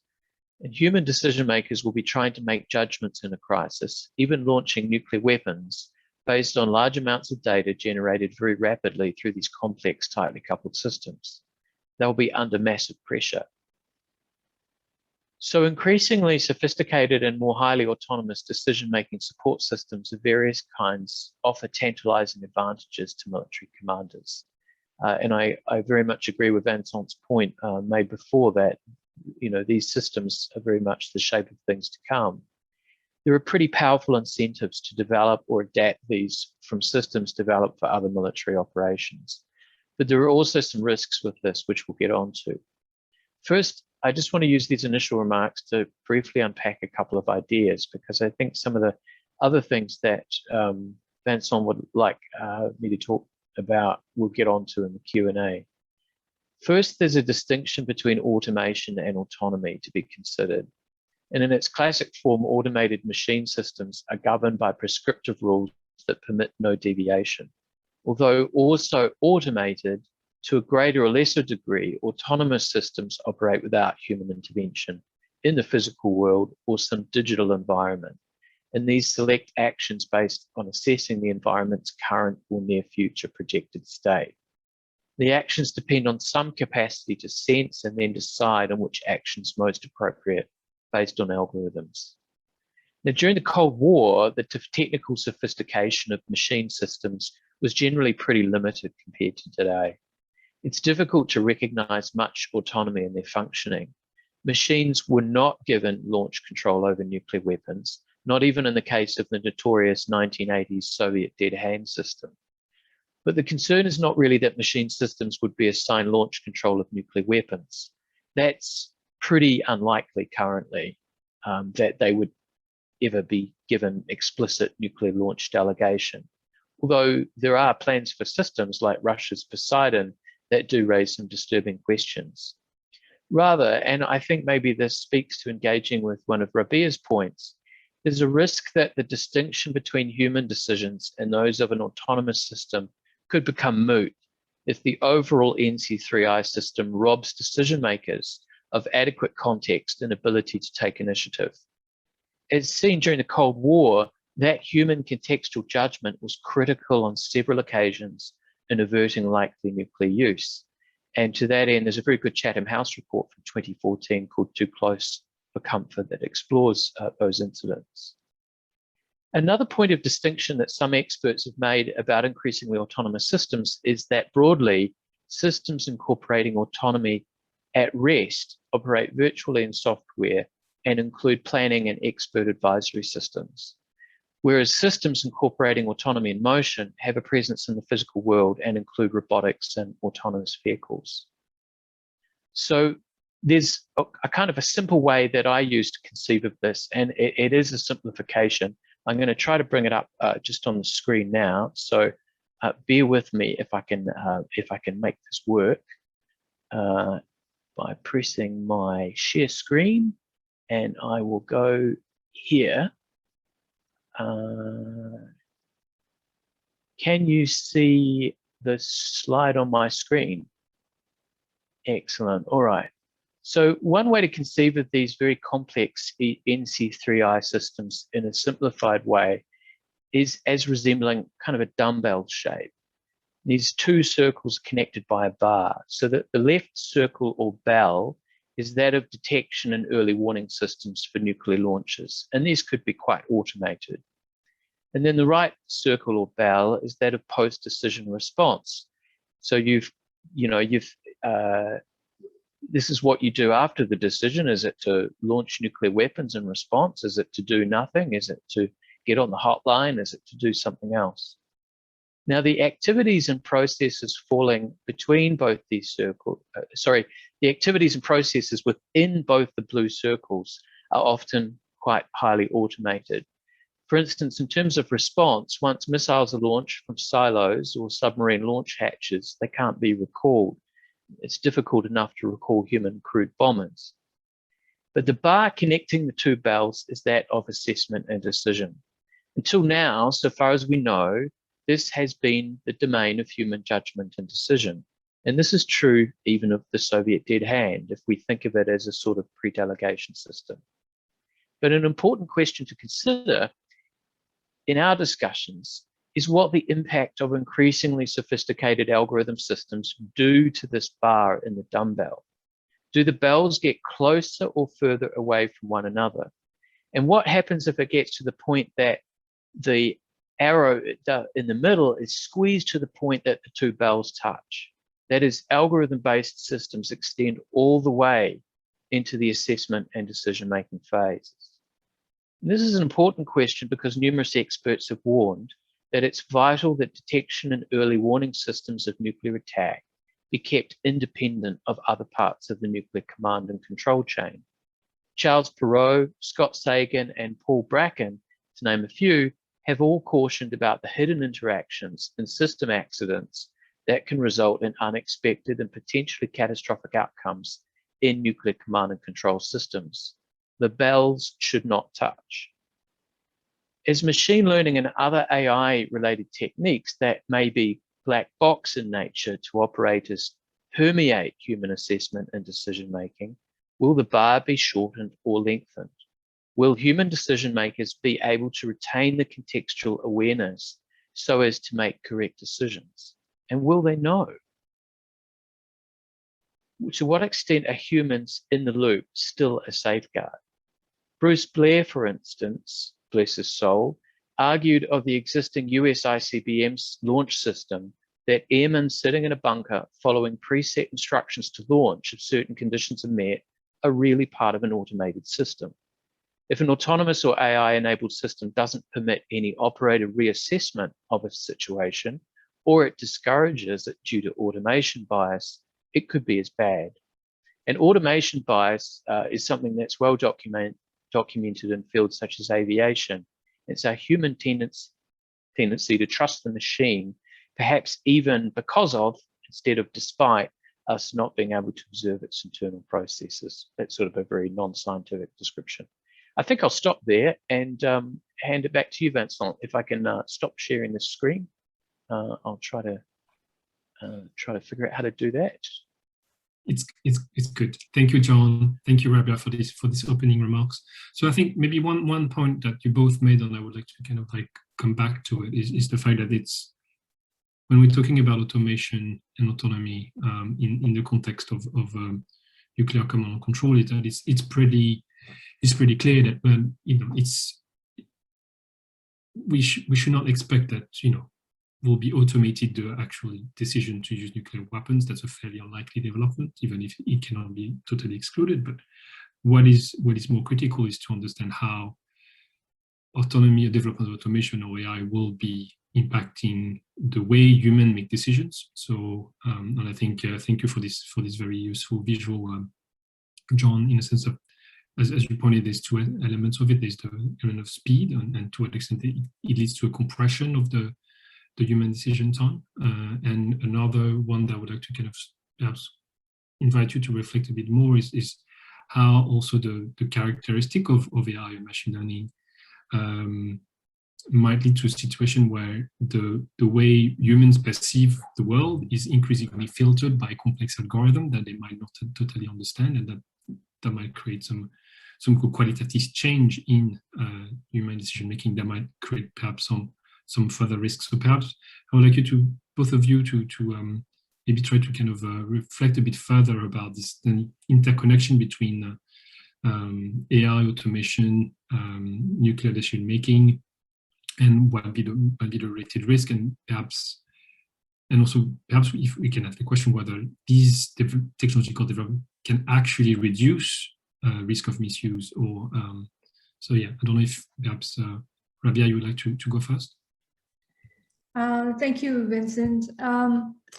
I'll be brief. Perhaps the only way to reduce risk is to retain human decision-making and not employing these technologies during crises or wars. Another way I see these technologies can reduce risk is for every disruptive technology that's created, there should be a counter created to neutralize its edge.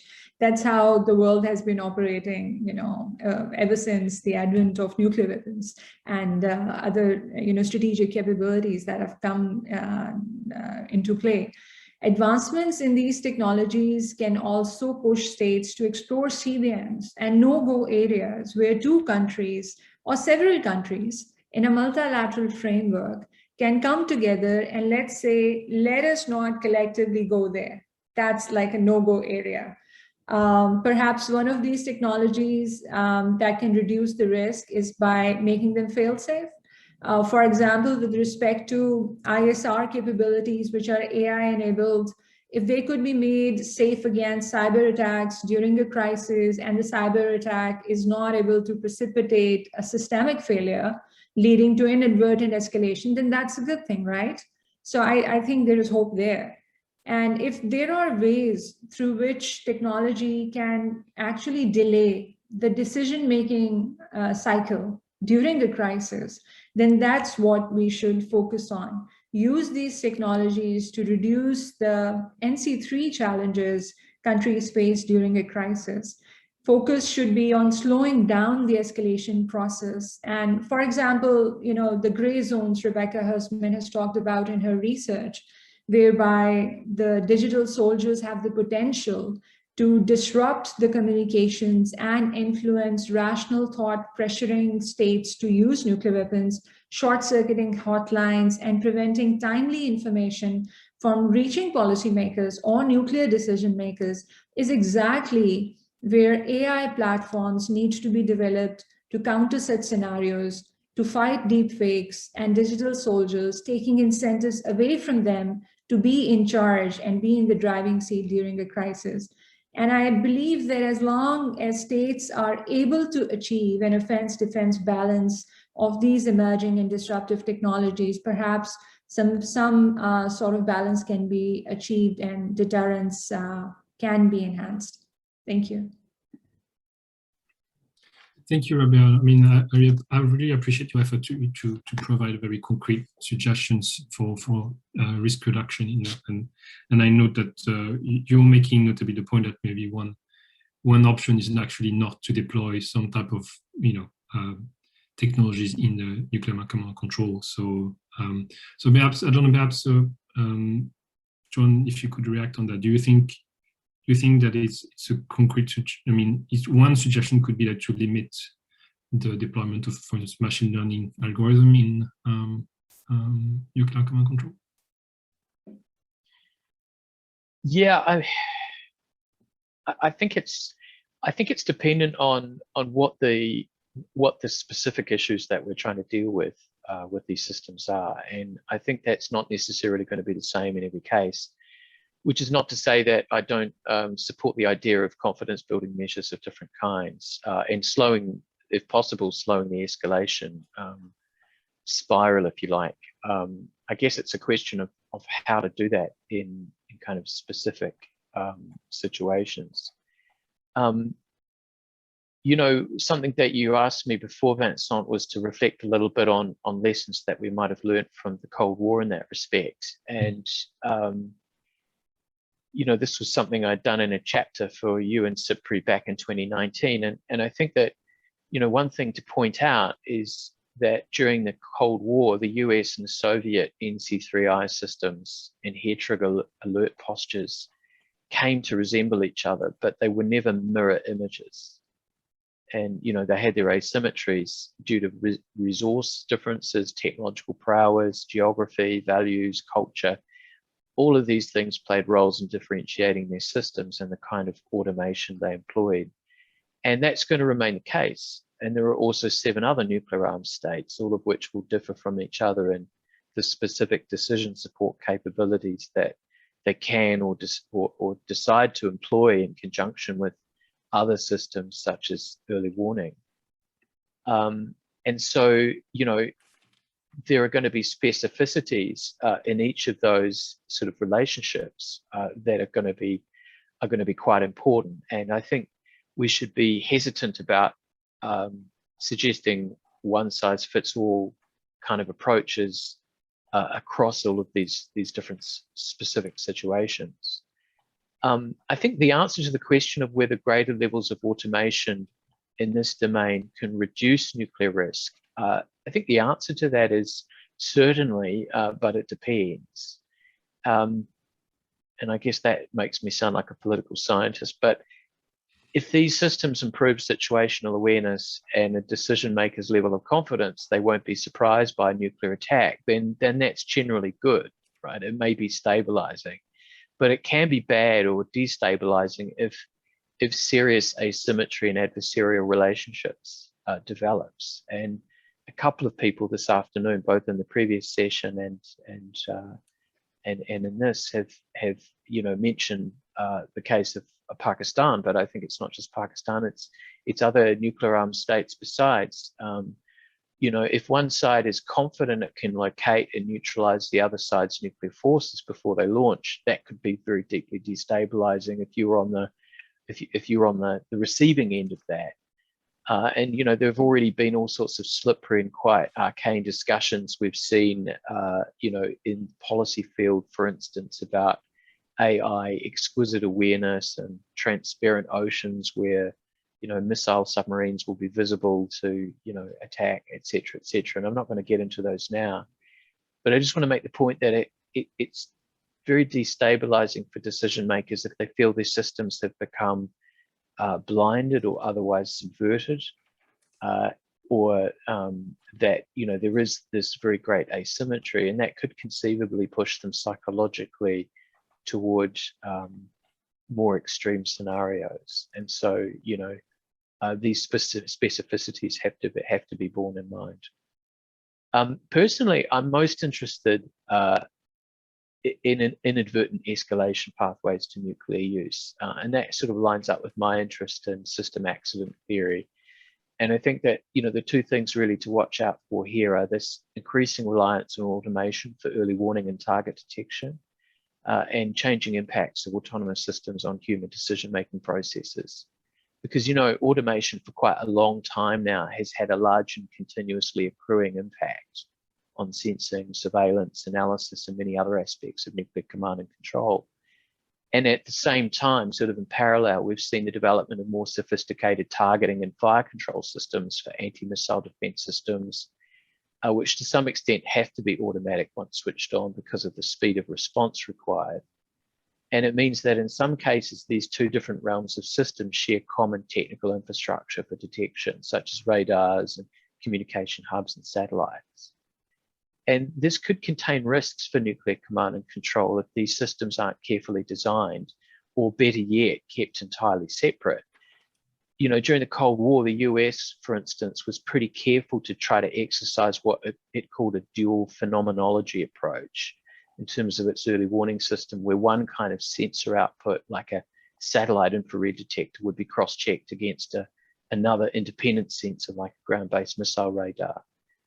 But the crux is that in an increasingly multipolar world in which the level of resources and sophistication of the systems of the different nuclear armed states vary quite a lot, and I think this speaks to something Rabia was saying before, that's going to be challenging. And in fact, it's going to be challenging even for the wealthiest and most advanced nuclear armed states to do, even more so if they found in the course of a crisis that their cyber and space infrastructure had been disrupted or destroyed at the outset. I'll stop there. Thank you, John. I mean, you already started to touch on a question that we had in the Q&A about this this interconnection between also the use of AI and automation in conventional capabilities and how that might actually fuel escalation. So I don't know whether, Rabia, you would like to kind of reflect a bit on that, on how you see this interconnection between how AI and automation might actually be further tangling or like connecting the conventional and nuclear arena in terms of escalation risk. You know, I would agree with all that John has said, because his is a very informed perspective. And I think any type of entanglement there, you know, is, you know, states are prone to more risk with this entanglement. There are many good questions that are posed out there, you know, with respect to what will happen if the early warning system is compromised and the IT gives you an error and you have little less time to respond. I think there are no, you know, perfect answers out there. We still, from 1945 until this point in time, you know, we haven't really seen a breakdown of deterrence. So we really do not know. We're working with a theory that is a work in progress. Nobody can get out there and say with certainty that they know exactly as to how escalation is going to happen, irrespective of how much literature we have on escalation out there. starting from those 44 rungs and how it has developed and evolved over a period of time. So I think anything that we are saying, because we do not have any evidence to compare it with, is going to remain merely speculative. And one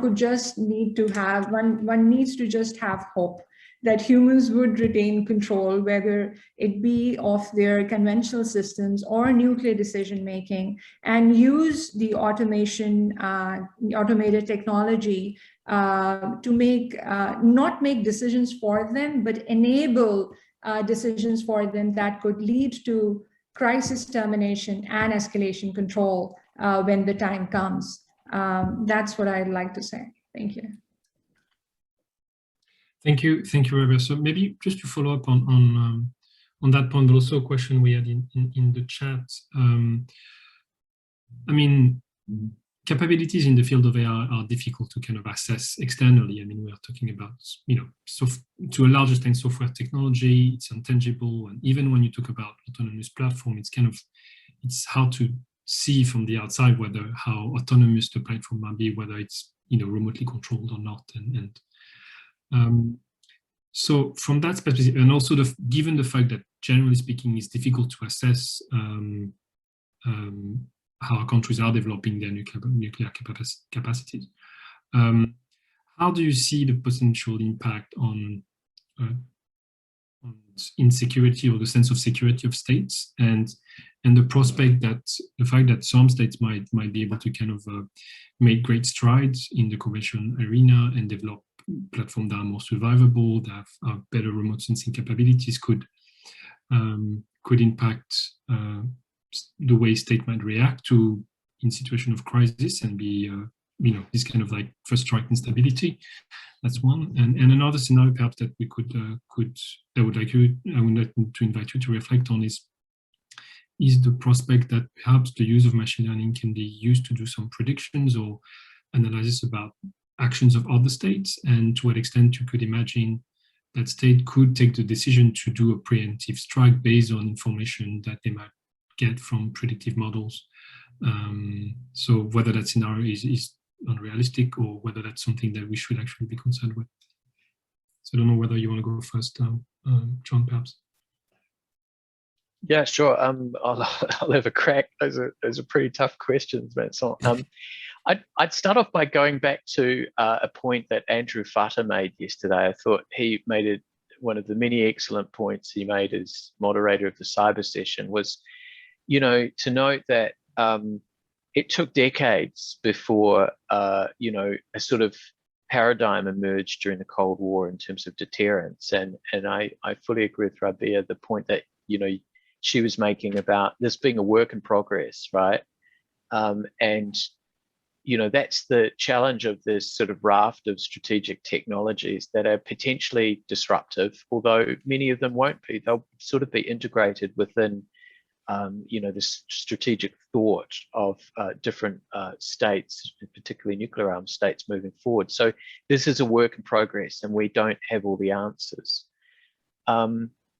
But I think that there are some things that can be done, and Dimitri earlier today and Rabia both emphasized the importance of contacts between officials and military people, and I think it's vital. The problem at the moment is that there's not much discussion going on at the relevant levels in the military and strategic hierarchies of some of the nuclear armed states. Certainly not as much as there used to be in the case of the US and the Russians, although lately there are signs of improvement. But there's very little going on between China and the US at the moment. And these are states with some of the most advanced capabilities, not just in the nuclear field, but in these other sort of potentially disruptive technologies. So this needs to change, and whatever the bilateral signals they wish to send to each other in the short run, they have a wider obligation to the international community to be responsible in reducing nuclear risk and showing leadership. If they expect other states to follow and take steps to reduce nuclear risk. And this speaks to something that you were saying before, Vincent, one of your questions. I think in the field of decision at rest autonomous systems, there are understandings to be reached about pitfalls in system design and operator training that could permit hidden interactions to occur in a crisis, that would be hidden from nuclear decision makers. And, I recall a meeting a couple of years ago you organized, Vincent, in New York, talking about some of these things. And we were debating the idea of, should there sort of be some sort of engineering best practice in that context? Now, nuclear armed states are not going to share classified information with each other. They're not even going to put their key people in the same room as each other for national security reasons. But there are best practices, principles that could be exchanged. And after all, this is exactly what several of the nuclear armed states, including the US and Pakistan, do in the context of nuclear security, for instance, safety and security of nuclear weapons. It should not be viewed any differently from that. And with respect to the point that you made about the sort of the predictions and AI's role in prediction, I guess it's conceivable that, an AI could generate a picture of, say, some system says, or it assesses it's found all of the mobile launches in China, mainland China, that could launch nuclear weapons, and that, in theory, these could be attacked and neutralized, and therefore, China disarmed in a conflict with the US, let's say hypothetically. But the consequences of error are so catastrophically high, I can't imagine any sane leader saying, well, okay, let's do it. Why not? I mean, outside the most incredibly extreme situation. So I sort of find that far-fetched. At the same time, I do think that machine learning approaches might have a stabilizing benefit in the longer run as a form of redundancy in case NC3I structures lose key components, like, for example, satellites are disrupted or destroyed, or radars are knocked out by missiles, or there are other forms of jamming or cyber attack. Having decision-making support tools that can carry out analysis in terms of giving you a fair estimate of filling in the gaps, if you like, that could be very helpful for decision makers in making the right judgment call in a crisis situation, rather than a say leaping to a use it or lose it situation. I'll end there. Sorry. Thank you, John, for attempting to address my questions, and I really liked your take on when you started basically to talk about CBMs and concrete measures that could be taken to improve confidence and information sharing between states. Perhaps I would like maybe to invite Rabia to react to on that specific point, like in terms of like what do you think could be done by states at the international or also national level to reduce risk, increase confidence, and perhaps address some of the kind of like perception challenges related to the development of and adoption of AI technology. All right. So there is, it's true that there is lack of information about how states will integrate their AI systems with their larger nuclear enterprise. And there is a lot of uncertainty and ambiguity about them, which only increases the challenges rather than mitigate them or provide a sense of comfort. The only way I can rationalize states to reduce risks related to automation and its nexus with nuclear weapons is to come together and establish arms control framework for AI platforms and EDTs. At a regional level, for example, India and Pakistan have this agreement in place of non-attack on each other's nuclear weapons institutions and facilities. It entered into force on 1st January 1991. The agreement provides for refraining from undertaking, encouraging, participating in, directly or indirectly, any action that's aimed at causing destruction or damage to any nuclear installation or facility in each country. And it describes a nuclear installation facility and requires each party to inform the other of the precise locations. And we've been doing that, changing these lists of facilities with each other every 1st of January from 1991 until this point in time, without fail, whether we have been talking to each other or not, whether there's been a communications blackout or not, this one agreement has held because it is extremely important to continue with this. A similar agreement perhaps can be signed between the two countries on non-use of hypersonic weapons during war. We already have a flight time which is less than 3 to 4 minutes. And to further reduce it by a hypersonic weapon, which is 5 times or even, in coming years, 10 times the speed of sound, what's the point in all of this? Isn't the point strengthening of deterrence and having status quo, maintaining our weapons rather than annihilating and obliterating each other? And another agreement on not conducting cyber attacks such as Stuxnet, rendering our industrial control systems useless. I see these as very real possibilities and areas where India and Pakistan, for example, can come together and work. But I do see a dilemma here. My worry is that states are moving towards disrupting deterrence by trying to gain an edge over their adversary and not strengthening deterrence. So if peace is the objective, if non-use of nuclear weapons is the objective, then deterrence, stability needs to be the foremost aim. Any attempts to disrupt that should not be allowed. It is possible to have parity at the strategic level, and it is also possible to have technological parity. But I fear that some nuclear weapon countries are ahead in that race than the others, and those that are left behind are under pressure to face the use it or lose it dilemma in the absence of that parity.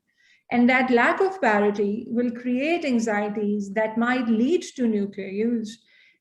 If the kinetic uses of emerging and disruptive technologies can somehow be below the threshold of destruction that a nuclear weapon use can cause, then perhaps it is worth taking such a risk with such a race. Thank you.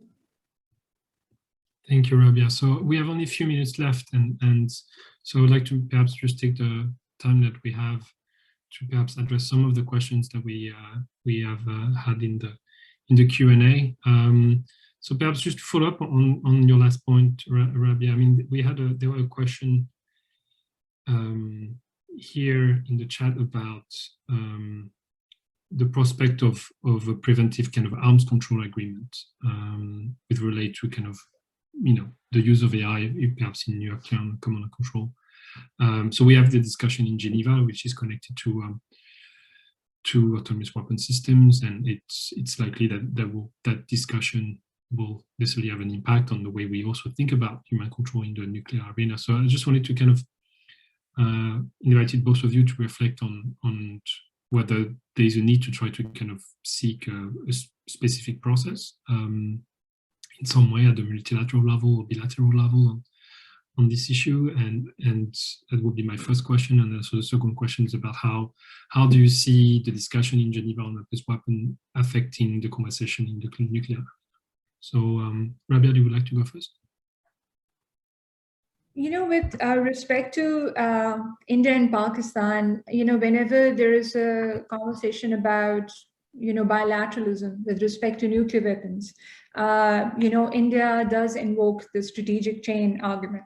And anything that India is doing, whether it's doing, trying to achieve strategic parity with China or technological parity with China, Pakistan gets to be left behind. So we cannot have a bilateral, it seems, with India unless China is part of the picture.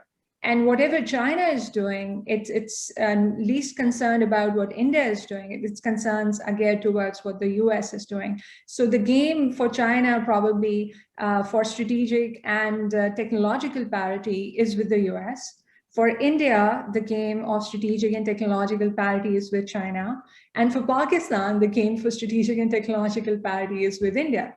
So unless and until you get this trio on one page in one room talking about, some of the lessons that we can learn, some of the no-go areas, some of the arms control frameworks that would affect all three countries, and leave aside the strategic chain argument for a while and just look at our region, which has 3 nuclear weapon states, each having border conflicts, each moving towards achieving a certain type of parity vis-a-vis other, that's where I see other countries can help enhance this conversation. If you leave them to their devices, we still, we are not talking to India. There's a communications blackout. There were news about back channel, restoring the ceasefire and the line of control. The issues are very small as compared to the topic of discussion that we have at hand here today. So we are stuck in the tactics of, just simply finding ways to talk to each other. We are not even in the big game of seeing as to how automation is going to disrupt or neutralize or dilute our deterrence. So the conversation is completely different.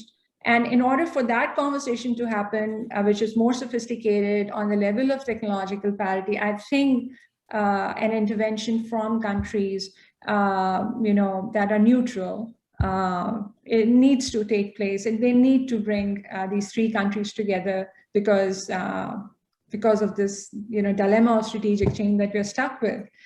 We will not be talking bilaterally to each other about it at all.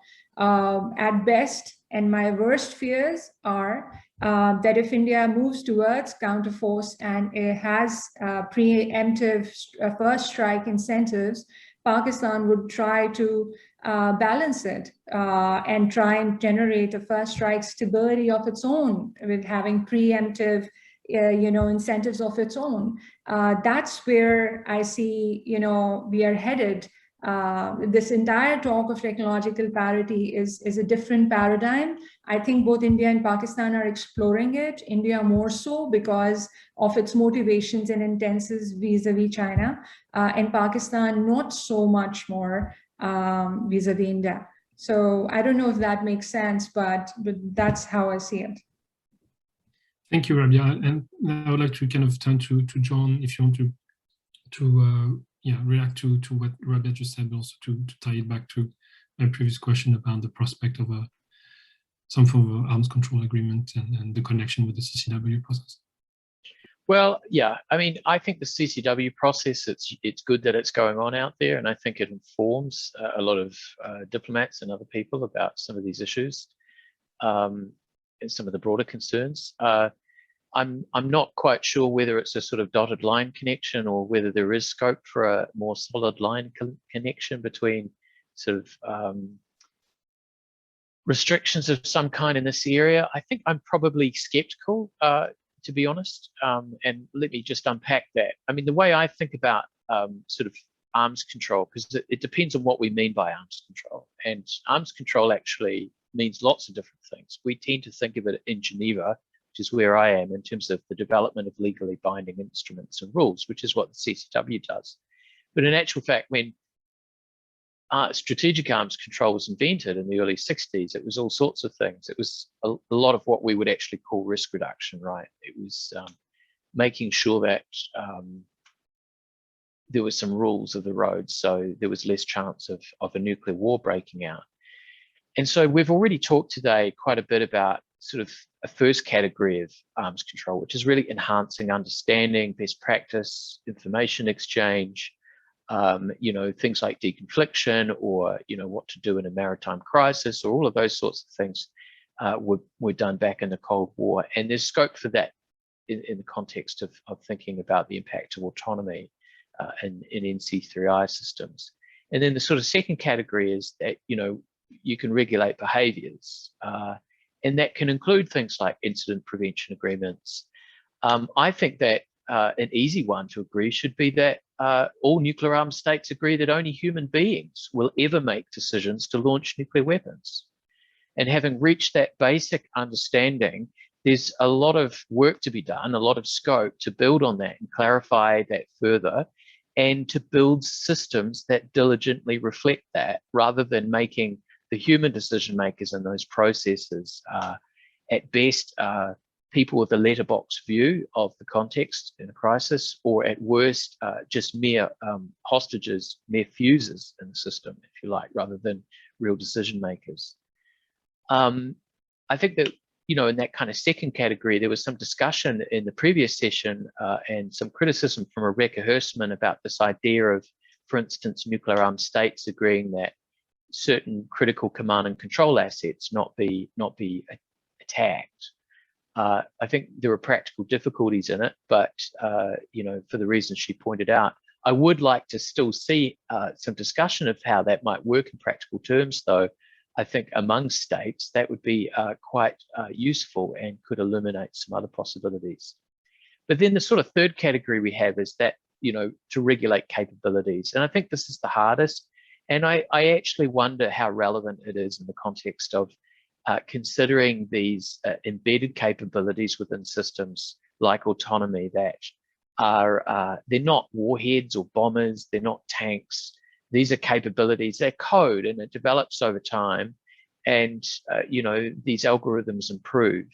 And I really think that probably the best way to restrict, you know, that kind of capability is within the ambit of nuclear disarmament itself, of, you know, restricting nuclear capabilities overall, rather than trying to cherry pick, you know, this one aspect of it out of there.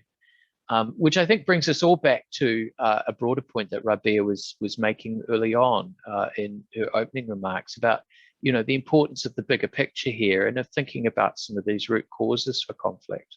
We often find ourselves in these very, very technocratic discussions. They're almost Strange-Lovian, you know, where it's like being in a Kubrick film. We're talking about all these arcane, you know, apocalyptic possibilities, you know, quite flippantly, actually, you know, it almost seems. But, you know, there's a real world out there. And the purpose of trying to achieve nuclear risk reduction is to put the possibility of nuclear conflict breaking out for whatever reason further away. And I think that has to guide our efforts, rather than the mantra being to regulate or ban a particular thing for its because it's viewed as mala in se. I don't think autonomy is mala in se, and I don't think that autonomous features of decision support systems are mala in se, but we do need to be quite careful about how they're applied. Thanks.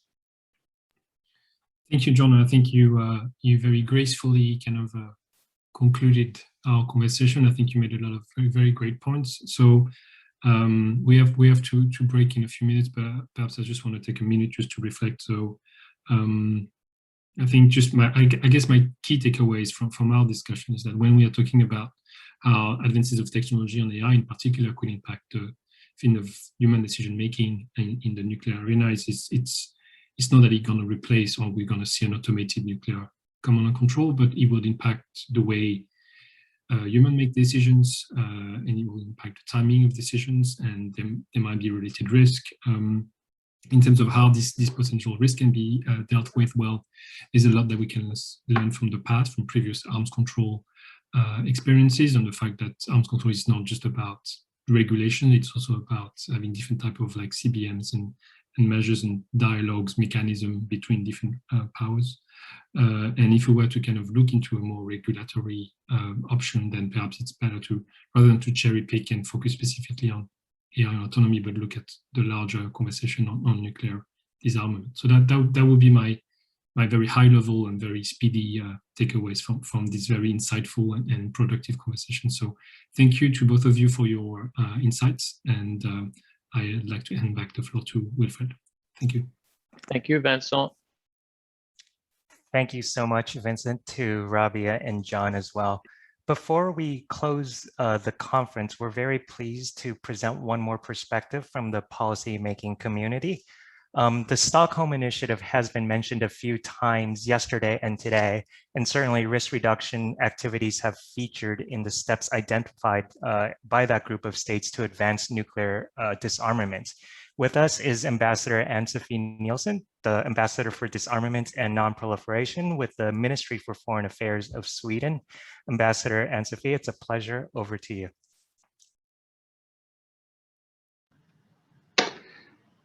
Thank you very much, and thanks to Unidir for inviting to this very interesting and really thought-provoking workshop, and of course to colleagues and presenters that have shared their perspectives on nuclear risk across technologies and domains. Sweden is, of course, also a strong supporter of the work you do within Unidir on risk reduction. And I will not try to summarize this rich and change from these 2 days, but I will share at the end of today some of our thoughts here in Stockholm, and they come, of course, from a state's political angle, looking at risk reduction and technologies. And as has been said here earlier today, emerging technologies have major implications for the future of warfare and the development of different types of military capabilities. Its impact is already noticeable due to some interconnected trends. First, of course, the very rapid pace of technological developments, as we have discussed, a digital infrastructure that has become a crucial strategic resource. And then what we see, the increased great power competition with foreign security and defense policy implications that affects the areas of arms control, multilateralism, and international law.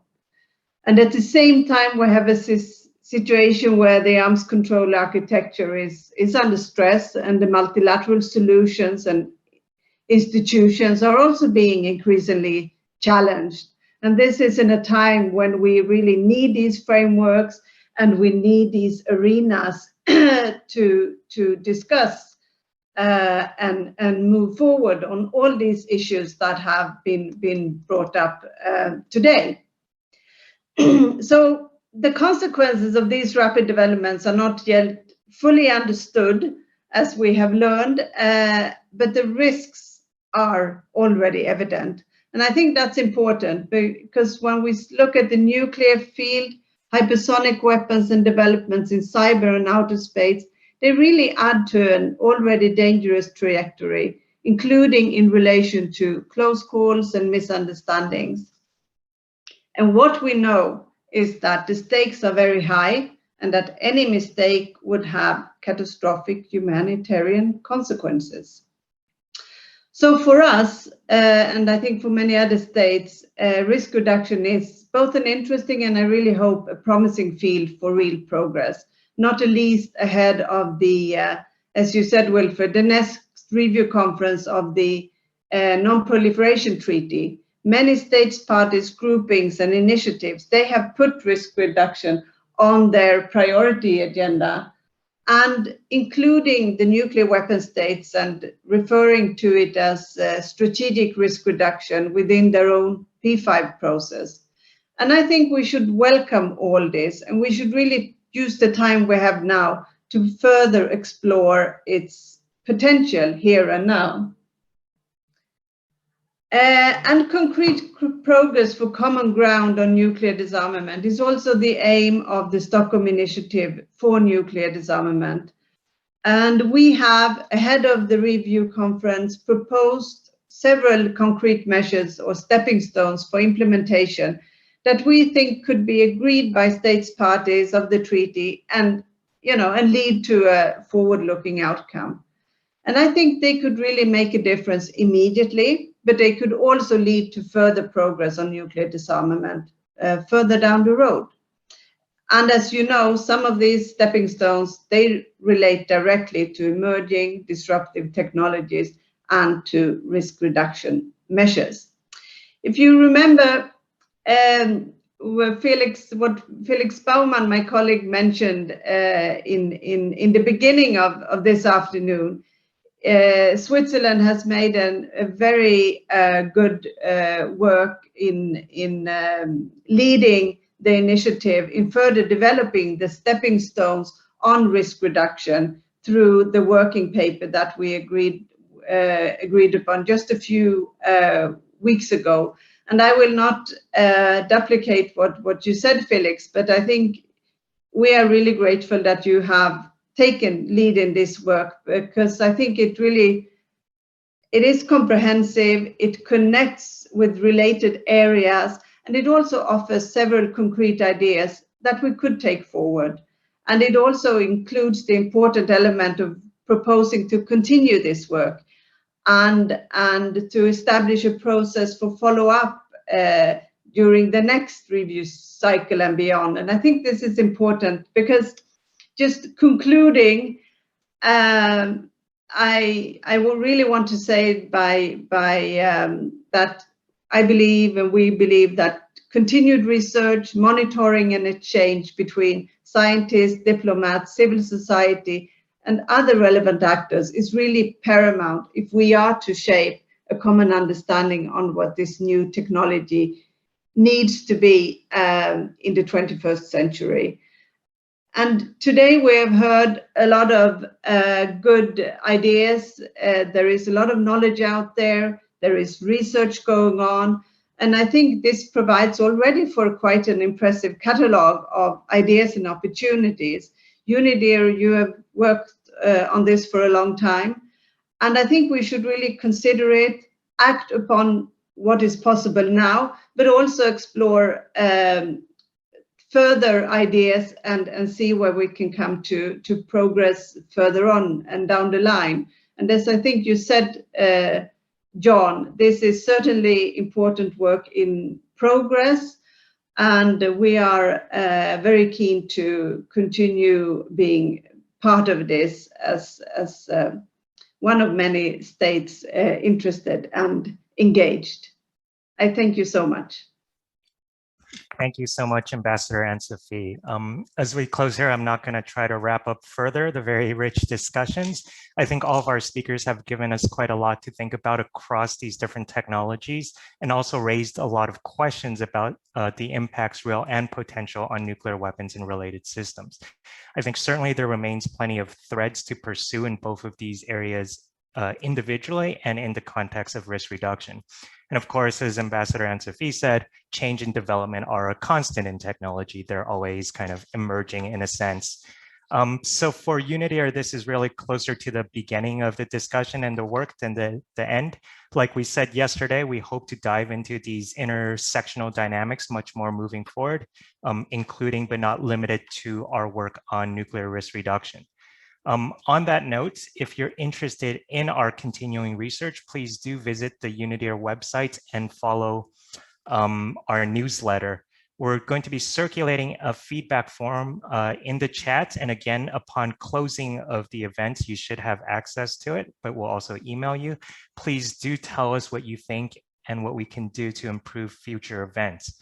On that note, thank you to all of our speakers today and yesterday, to the Unidir team producing this event, in particular my colleague Maria, and to all of you for joining. And we'll see you soon. Take care and have a good afternoon from Geneva.